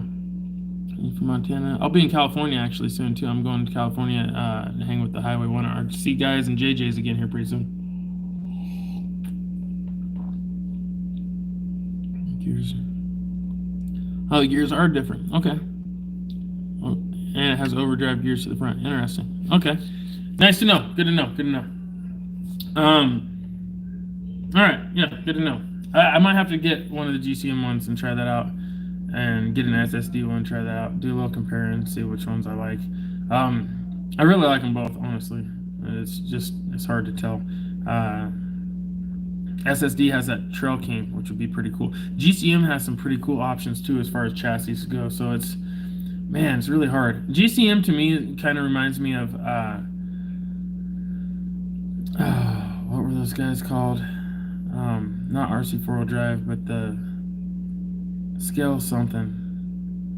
Model X, RC Model X. You know, they kind of remind me of like RC Model X. They're like really, you know, super scale products, niche build, a lot of metal parts and just very well thought out things. You know, I'm a big fan of that. You know, they put a lot of extra effort into their designs, you can tell. So I'm a fan of that for sure.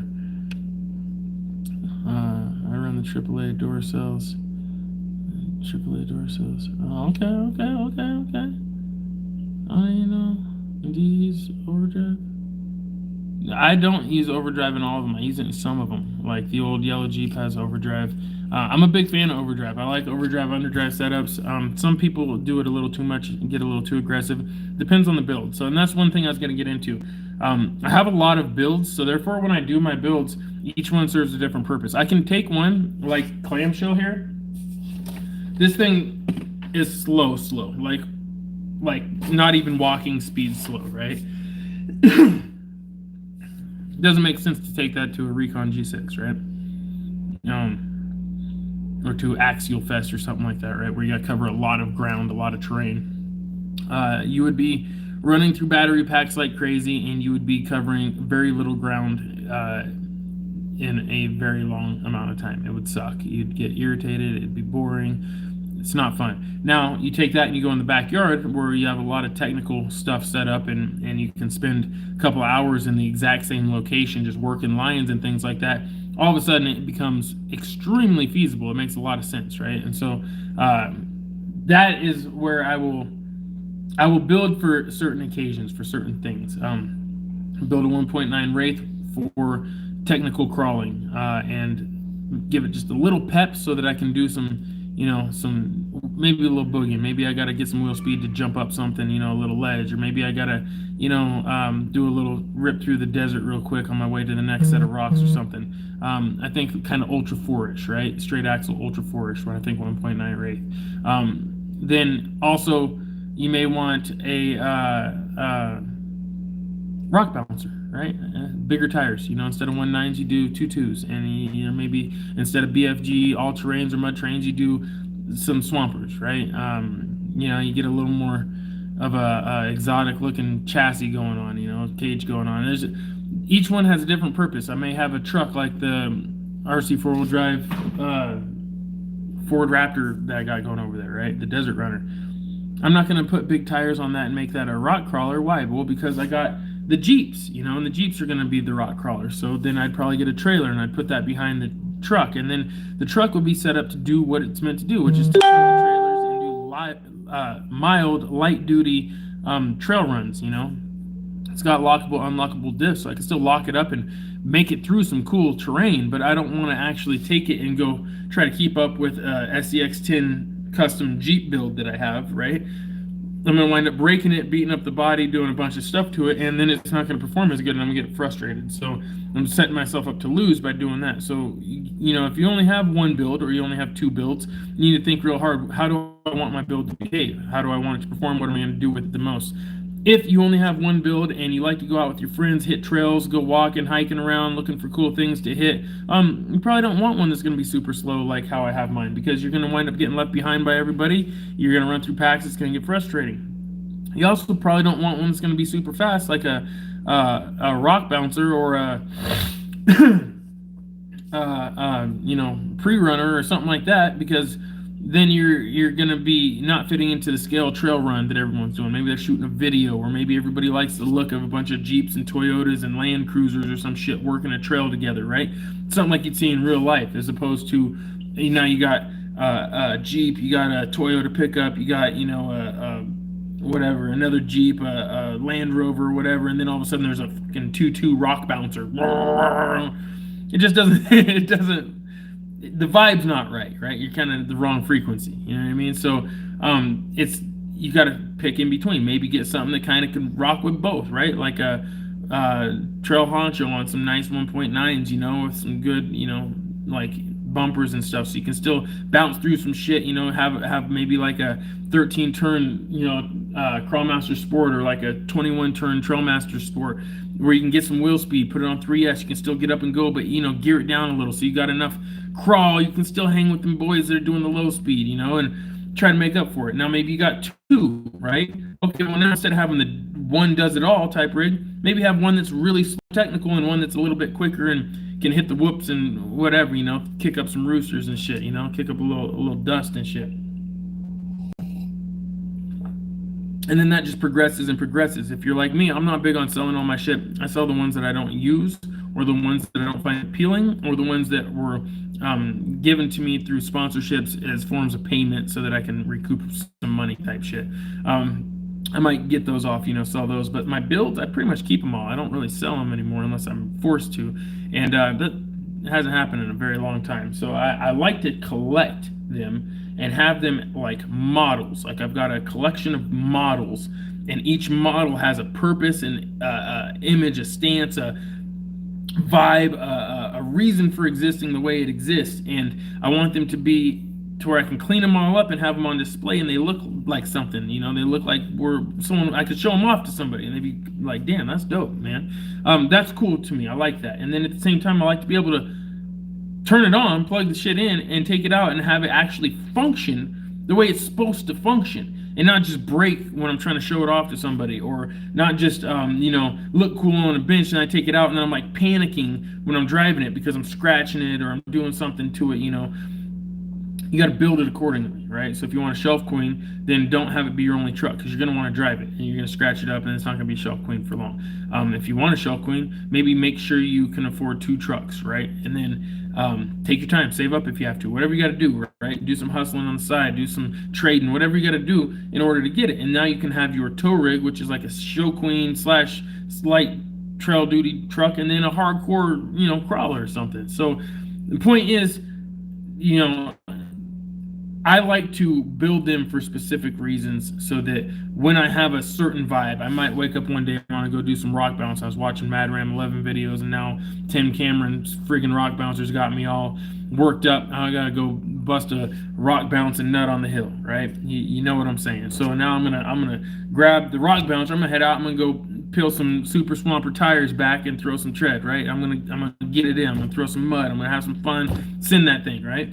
I don't want to do that with the XJ. I'm not gonna take the XJ and go doing that, right? Doesn't make any sense. And then I might want to go do some overland style trailing with the homies and do some winching and technical stuff, use the Matrax and you know, things like that. And I'm not going to do that with the rock bouncer. So it's all about picking what you want. And I say for everybody out there, the best way to start is with a budget build. A budget build, you can get something affordable, $200, $300 truck, which may not seem like a budget build, but compared to like an $800 Blazer or something, it is a budget build. Get like a $200 or $300 truck and just drive it first, right? Plan, when you get that, plan on blowing those electronics up, because all stock electronics in my mind suck. Some might last longer than others depending on how they're used, but in my mind they all suck. None of them are all that good.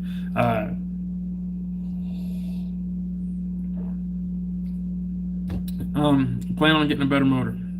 You know, you're gonna gunk your motor up, you know, you're gonna get a bunch of stuff in it, you can try to keep it cleaned out, whatever. Stock motors don't last all that long, brushes are kind of brittle, shitty. You're gonna, you know, plan on getting a new motor.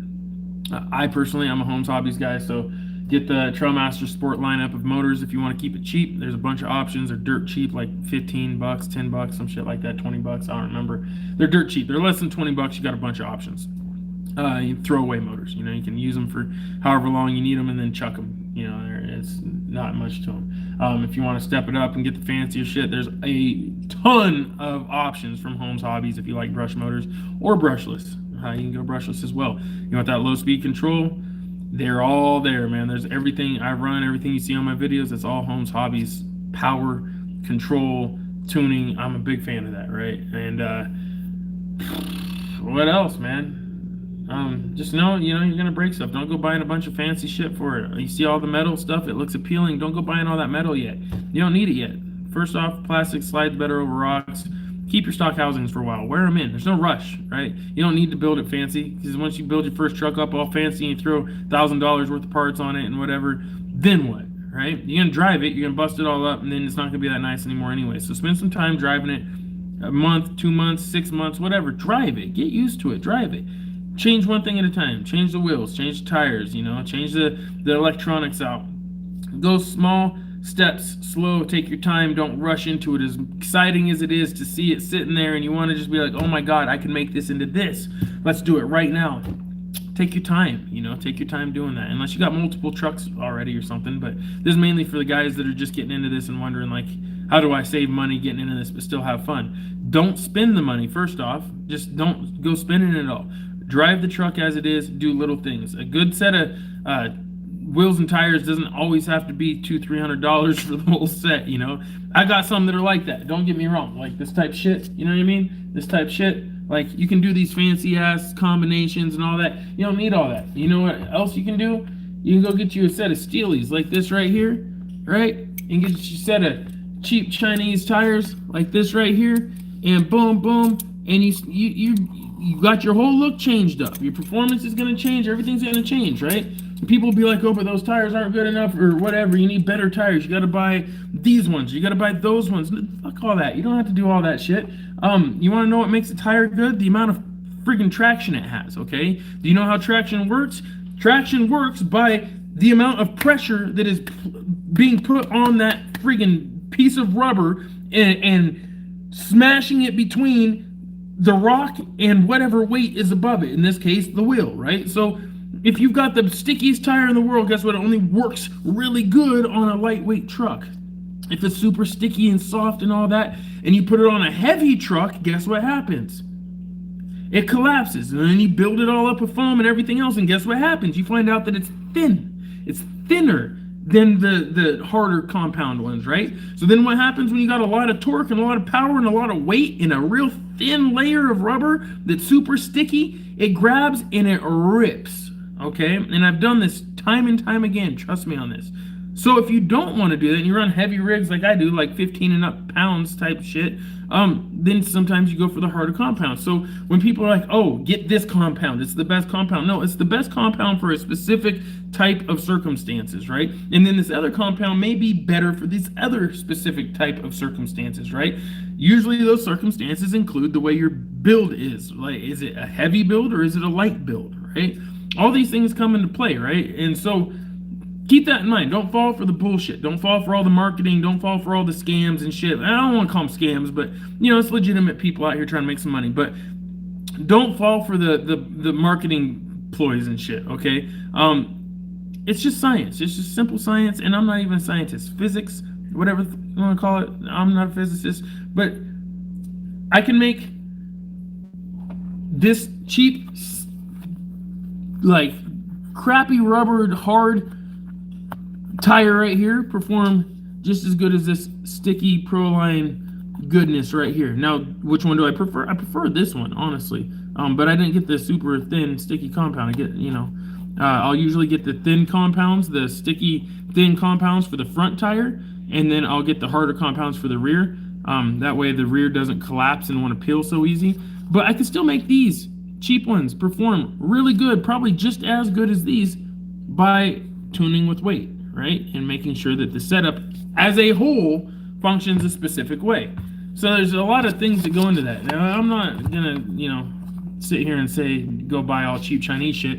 No, don't. I'm not a fan of buying cheap Chinese shit. But what I am saying is that if you're on a budget and some asshole's trying to tell you that you're an idiot for buying cheap stuff because that's all you could afford and you should have just waited and bought this expensive tire instead because it's going to perform better, what they're really doing is they're just feeding their ego, and they want to feel good for the extra money they spent on their stuff, and they want you to be like them.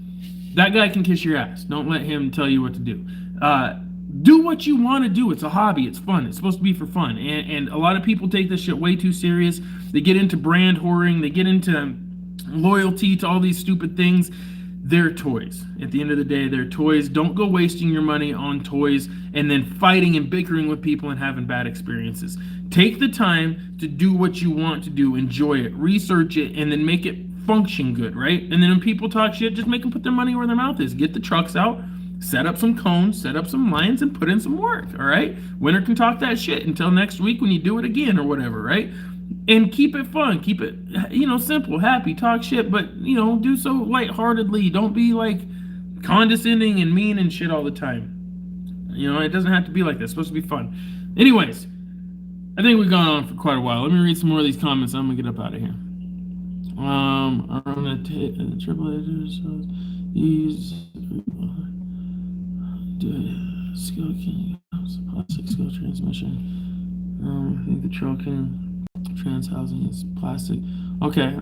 I'm not really tripping on whether it's what is that? On whether it's plastic or if it's metal or not. As long as it works good. What's this guy? Uncle Salty, Crackers, RC, and Life Scale on a budget. Apparently, he thinks that's funny. Yeah, you can do scale on a budget all day, bro. Here's a good example. Scale on a budget. This is a $200-300 SEX 10.2. Throw a set of wheels and tires on there that I had laying around. Throw a bumper on that I had laying around, and throw some links on that I had laying around, and it's done. That's it. I'm invested maybe $400 with the body. That's it. If that's not budget scale, I don't know what is. Now, what's it lacking? It doesn't have a light kit. It doesn't have a winch, right? But you don't always need those things. If I wanted to add those, I could do those for fairly cheap if I bought like some cheap Chinese stuff, but I don't want to do that. I'd like to put like a nice scale winch on there. So I'd probably pay a little extra for the winch. And then the light kit, you can get like a $20 light kit and throw in there if you want to keep it super cheap. Probably won't do that either because I like the functionality of the Mitric RC. So I'll probably do a Mitric RC light kit. I'll probably do a RC 4-wheel drive winch and then a cheap winch controller. I won't do an expensive one in this one, and call it a day. Maybe throw some paint on it, but I haven't even painted it. Call it a day. Leave it how it is. It's fun. It's perfect. Maybe throw some scale detail in it. I don't know. Don't need to do much. You can do scale on a budget all day if you really want to. You want to see another scale budget build? Right here. This is super simple, super cheap, super easy to do. This is a Tamiya CC01. This has a 7.4 to 1 or whatever HPI gear reduction unit added to it with some Holmes Hobbies electronics, just a BR Mini and a cheap motor. Actually, I put a good motor in this, I think, but you can get away with the cheap motor. Put a cheap winch in it, cheap winch controller, and a couple of bolt-on accessories. This whole thing is maybe, with everything on it, maybe 350 bucks, maybe 350, 400 bucks, you know, if you include like buying these accessories. But yeah, not much. To me, what it actually cost me, I got the CC01 in a trade, and then I got this, these wheels and tires are off of an old TF2 that I had for a long time, and this spare setup is off of the LR3, just extra LR3 wheel and tire that I had, or wheel, a tire I had laying around that didn't really match any of the other ones, and then this a friend gave me. So really what I'm invested in this is like the electronics, probably, I don't know, maybe $100 into this thing. Tops. So you can do budget if you're resourceful. You can do really good budget stuff. Just all about, you know, it's all about how you do it, man. It's all about how you do it.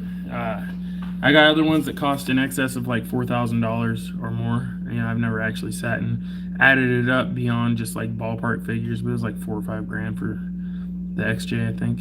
A lot of money. I didn't pay all that. Obviously, sponsorship helped, but you know, that just goes to show you the high end. It can get super expensive. You can pay thousands and thousands of dollars for these toys. It's just ridiculous.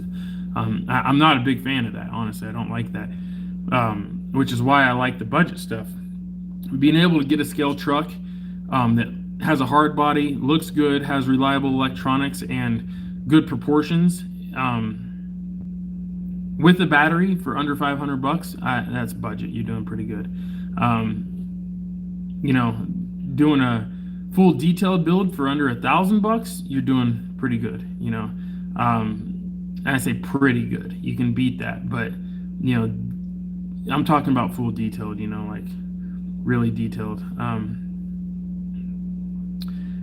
Then it's just as crazy as you want to go. How far do you want to take it? You know, do you want to throw a cheap radio on there for $60, or do you want to put a $450 radio on there? Do you want to throw, you know, some $60 wheels and tires? You want $250 wheels and tires? You want a $20 light kit or an $80 light kit? It's all up to you. You want to run the factory body, or you want to build a complete exo cage for it? You know what I mean? It's up to you. It varies, right? But yeah, you can do a budget scale build. I will say that you can do a budget scale build. How about Gen 8X? Class 1. Cool, man. Gen 8s are cool, bro. SSD kits. High modified class. Yeah, that sounds good, bro. I like SSD kits, man. I'm building 2 SSD Trail Kings right now. And what do you think of them so far? All my trucks are slow, and I was technical crawling. Everyone I drove SX stands like bouncers. Now I get, because no one locally understands. Brennan, trust me, I understand, bro. Me and you would probably get along good on the trails, man. It's one of the main reasons why I don't go trailing with anybody, is because I cannot stand people that go out. It's not that I can't stand the people. I don't want to go RC. People look at my RC cars and they treat them like their RC cars, and I don't treat my RC cars the way they treat their RC cars. I tell you what, you run into my expensive build, like I got the XJ out there and somebody runs into it, we're probably gonna have a problem. I'm not gonna lie, we're probably gonna have a problem. That's a lot of money invested into that, a lot of time. You know, I spent 2 years building that, and if you just feel like being a jackass and running into it because you want to get a laugh, I'm gonna be upset. Like, it's gonna make me want to kick your shit across the parking lot. Now, would I do that? No, but I'd probably pick my shit up and I'd leave, or I would ask you politely not to do that. And if you did it again, I wouldn't ever go trailing with you again, because it's just rude, it's disrespectful. But at the same time, I don't like giving that, you know, vibe to people where they feel like they can't have fun going out trailing with me. So I take the initiative to change or to adapt to the situation. So if I'm going out with people that I feel may not understand how to respect a super expensive scale build, then I probably won't bring one, you know. And if I do, it'll just be to show off and let them check it out, you know, because a lot of people like to look at them. And then I'm going to put it away. I'm going to drive something that's a little bit cheaper, a little bit more budget. So if they get goofy and they run into my shit or something, I'm not going to freak out and get mad and cuss somebody out and, you know, make myself look like an asshole. So, you know, it's on me to make sure that I read the situation, in my opinion. It's hard though, Brennan. I feel like it's hard, man. I love those dually rigs, bro. I love tow rigs. I'm a big fan of tow rigs.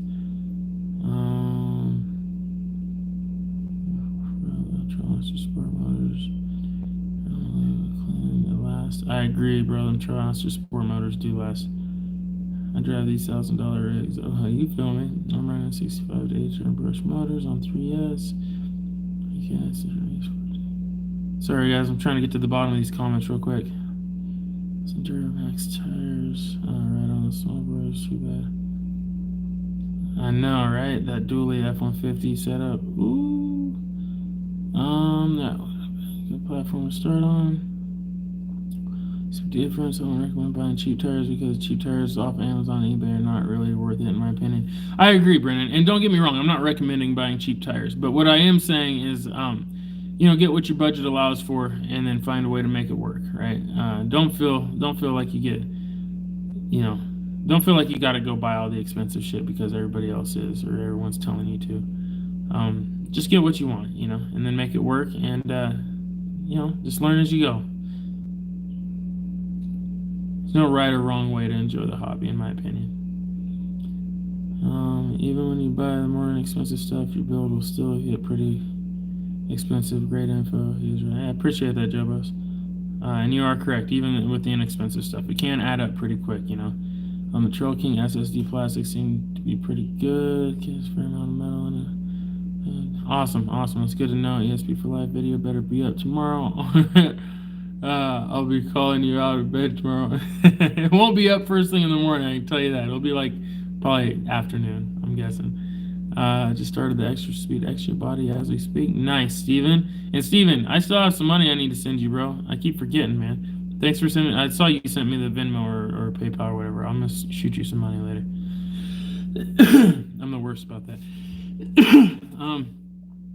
Run Voodoo tires, KLR silver gold, KLR better.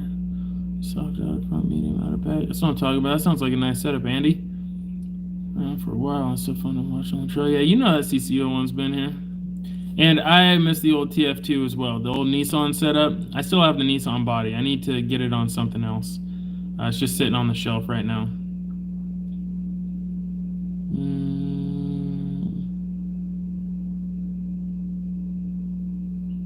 Yeah, so those builds can get spendy. I'm kind of embarrassed sometimes when I look at my collection, and think about the parts I have packed away and on the wall. Brandon, I hear you, bro.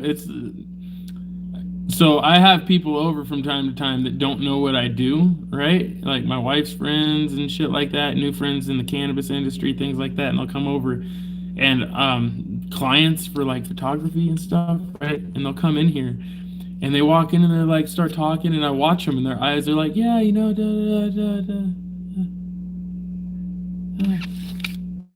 and they start looking at all the RCs, and they completely lose their train of thought. And I'm like, shit. And I'm like, wow, bro, you're really into this stuff, you know? And then I'm like, yeah. And they're only looking at these ones.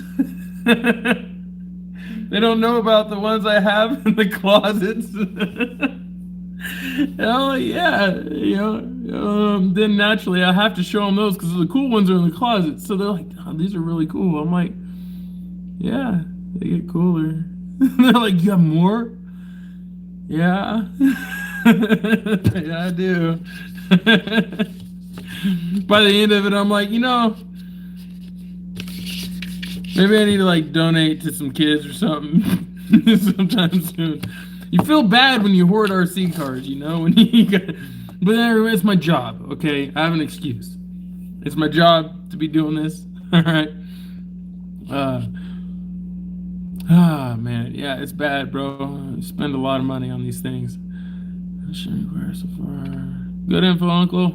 Appreciate that. Uncle Salty Crackers. What do you think? What do you think of the Can-Am Yeti Junior? I haven't driven the new one. I have the old Yeti Juniors, and so far they're still good. They're actually tougher than I expected, but not as tough as I wish they were. And I wish you could do some more tuning to them. I'd like to gear them down and use them for like scale builds. They're narrow IFS setup, so if you could adapt them to a chassis, like a proper scale chassis, you could have a nice narrow IFS setup under a scale chassis, which is what I'm planning on doing with the Nissan Frontier body, but it's not like an immediate thing I need to do right now. I got so many other builds going on. But it comes with Yoda axles. Yeah, I got that RC four-wheel drive Blazer with the Yoda axles. Very first thing I did was swapped them out to the RC four-wheel drive. What are them called? The K44s. Yeah, very first thing I did. And then the next thing is electronics. So you are correct. Yeah, share electronics too. But I will say, once you get those axles on and you do a couple mods, they look amazing. I'll have a video up on Patreon here in a few days about my Blazer and the progress I've made on it so far. The stance on it is badass. I got it to actually perform really well so far, so I'm really stoked on it. A lot more than I expected from it. I thought of it as being an overpriced purchase to begin with, but you know I wanted one, and I didn't want to put it on coiled setup. I wanted the scale engine, wanted the leaf springs, wanted the scale chassis, transfer case, all that stuff, but I didn't like the Yoda axles. But I could use the Yoda axles on something else, so I didn't mind getting it for that reason. Have a good night, Chaplain. I always hear your name wrong, bro. Chaplain Johnson. Have a good night, bro. My father and mother extra can't understand that it's an addiction, but my bills are paid, house is almost paid off, and I work crazy hours, so it's not that bad. I want one Mazda needs some work, but it's fast. Hell yeah, bro. I'm about that 1-1 Mazda life. I need to get my motor paid off. We gotta get all right, you guys. We gotta start a campaign on here to get the RX-7 motor finished. All right, the Patreon needs to be dedicated to like the RX-7 build and RC builds and the Jeep builds, so that we can actually do fun things with this channel besides just backyard RC stuff and things like that. As much as I know you guys love that, tell me you wouldn't want to see me installing a 13B semi or full peripheral port rotary in my RX-7. In my 82, right? Tell me you wouldn't want to see me drifting the 12A powered 84 FB dimple booty around, smacking some walls. I know you guys want to. Tell me you wouldn't want to see me going out, rock crawling that Jeep, and just banging it up through the Rubicon, having some fun with the homies. We can do this stuff. We can get back to it. We can bring the 1-1 world into ESP, but man, this shit is expensive. All right, I'm already got all the RC stuff we got to cover. If you want to see that, all right, you gotta support on Patreon. Shout out to the guys. I got a bunch of patrons in here right now. You don't believe me, go over there. You get all the shit early. I have been slacking a little bit, but not that much. I've been back on it. So Patreon, man, you guys want to support, you want to see this stuff happen, bro. These motors, it's a $5,000 motor for a peripheral port 13B. Do I need it? No, absolutely not. But would it be fun to put on the channel? Absolutely. Do I want to do it? Absolutely. But if we're gonna do these crazy things, need you guys' help. So Patreon's how you do it. Hit me up on Patreon. Plus, it's not like you're just donating for free. You get early access to everything. Plus, I'm working on new t-shirts and all that stuff, so I'm gonna be hooking patrons up with like actual swag this year. For once, we're gonna start doing some swag.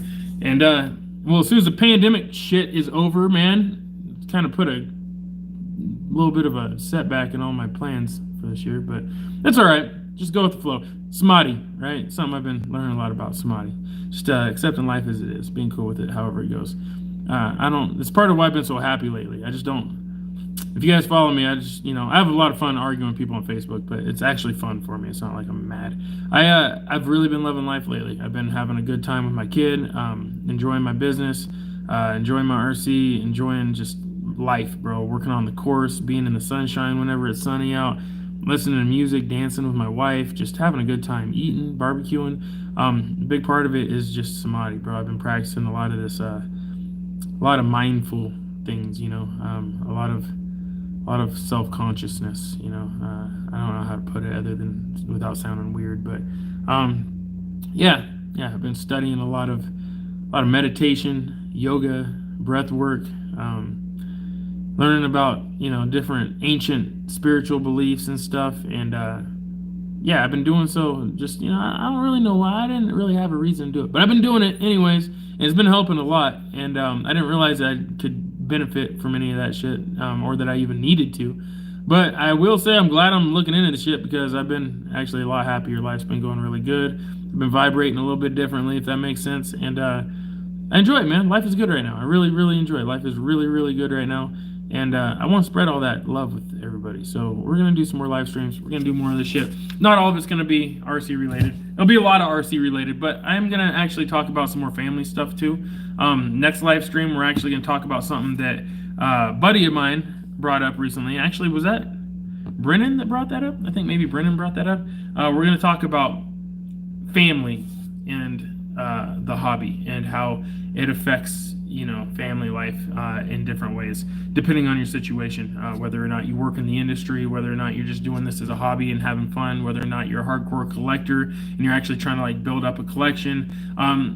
Believe it or not, you know, some people really struggle with that. You know, they get to getting excited about the hobby, and maybe they've got a partner that's not so excited about it, and they wind up actually having relationship issues over playing with these toys. You know, some people struggle to explain it to their partners in a way that makes sense. Some people's partners are just extremely judgmental and don't want their husband, boyfriend, fiance, whatever, playing with toy cars, you know. And you know, maybe I can help you guys with that a little bit, maybe I can't, but I have been with the same woman for 18 years now, and I have been doing RC for the entire time, and I actually quit my job and started making RC YouTube videos, and my wife didn't leave me. So I feel like I can give some input on that, you know. Been married for like half of my life now, literally. So yeah, I feel like I can give some input on that, and maybe give some advice to some of you guys out there that may have a partner that's, you know, you're struggling to communicate with about RC lifestyle. It's weird, you know, when you're a grown-ass man like me. I'm 36 years old, you know what I mean? And I play with RC cars for a living. It's hard to explain to people, but I also live a lifestyle that most rich guys kind of probably wish they could live. And that's, I mean, I know it's a little arrogant, a little bragging, but I can back up the shit I say. You know, I'm very fortunate. I'm very lucky, and I have very little money, yet I live like I am a rich guy. I live like a retired rich man, as far as I'm concerned. And I don't mean that in the sense of wealth as in money. I don't drive a Lamborghini and shit. I drive a 94 Jeep Grand Cherokee. But I'm the happiest motherfucker you're probably ever gonna meet. Pardon the language, but I'm just, life is good, bro. Life is good. In terms of experiences, things I get to enjoy in the 24 hours that I have in the day, it is shitting on a lot of rich people's days. I can tell you that right now. I enjoy my days immensely, and I want to share that with you guys. I want to spread that with you guys. So, yeah. See, Brennan knows. Your wife's a beautiful, creative dude. I got the hottest wife, bro. Lord, have you seen? Whoo! Boy, I'm telling you what, my wife is ridiculous. I've got an awesome kid, man. I've got some other things going on I can't even talk about that are just amazing that happen in my life. That are just, you know, there's some private things that happen in my life that I get giddy about, you know. And it's just, there's a method to the madness. There's a science behind it. There's a formula to the happiness, and I want to share that with you guys. So this channel is gonna change. Not gonna change. It's gonna grow a lot this year. We're gonna see a lot of cool things happening over here, and it's not gonna be because I'm putting out the best content in the world or anything like that. It's gonna be because we're having a good time over here. We're happy. We're enjoying life. We're living a way that, you know, other people may not understand, but we get it. And it's a lifestyle, you know. It's this ESP lifestyle thing. It's not just RC cars. It's just it's freedom, bro. It's this American fucking dream. You live. Who knows how many times we live? I don't know, but I can tell you this: while I'm here, I'm not gonna live my life for anyone but myself and my family. And I plan on sharing it with you guys. I don't know why I want to, but I'm going to. And I hope that it helps some people out there. And I hope it shines a light on the possibility that we all have of living the dream, man. We can all live the dream, and it's not all about just getting rich. You know, you don't have to wait till you're rich to start living the dream. You can start living the dream right now. Anyways, enough talking out the side of my mouth. I love you guys so much. Let me read a couple more of these. That's the way to live. I love seeing the stuff your wife makes. I follow her on Instagram. She did. My wife is ridiculous. If you watch my wife's stories on Instagram, then you know she is hilarious, dude. She puts up the funniest stories ever. I'm 65, and she's so creative, man. She's so creative. I'm 65, love being out with my RC better than taking the dog for a walk. I don't have to carry no doggy bag, just extra battery. You're right, bro. You're right.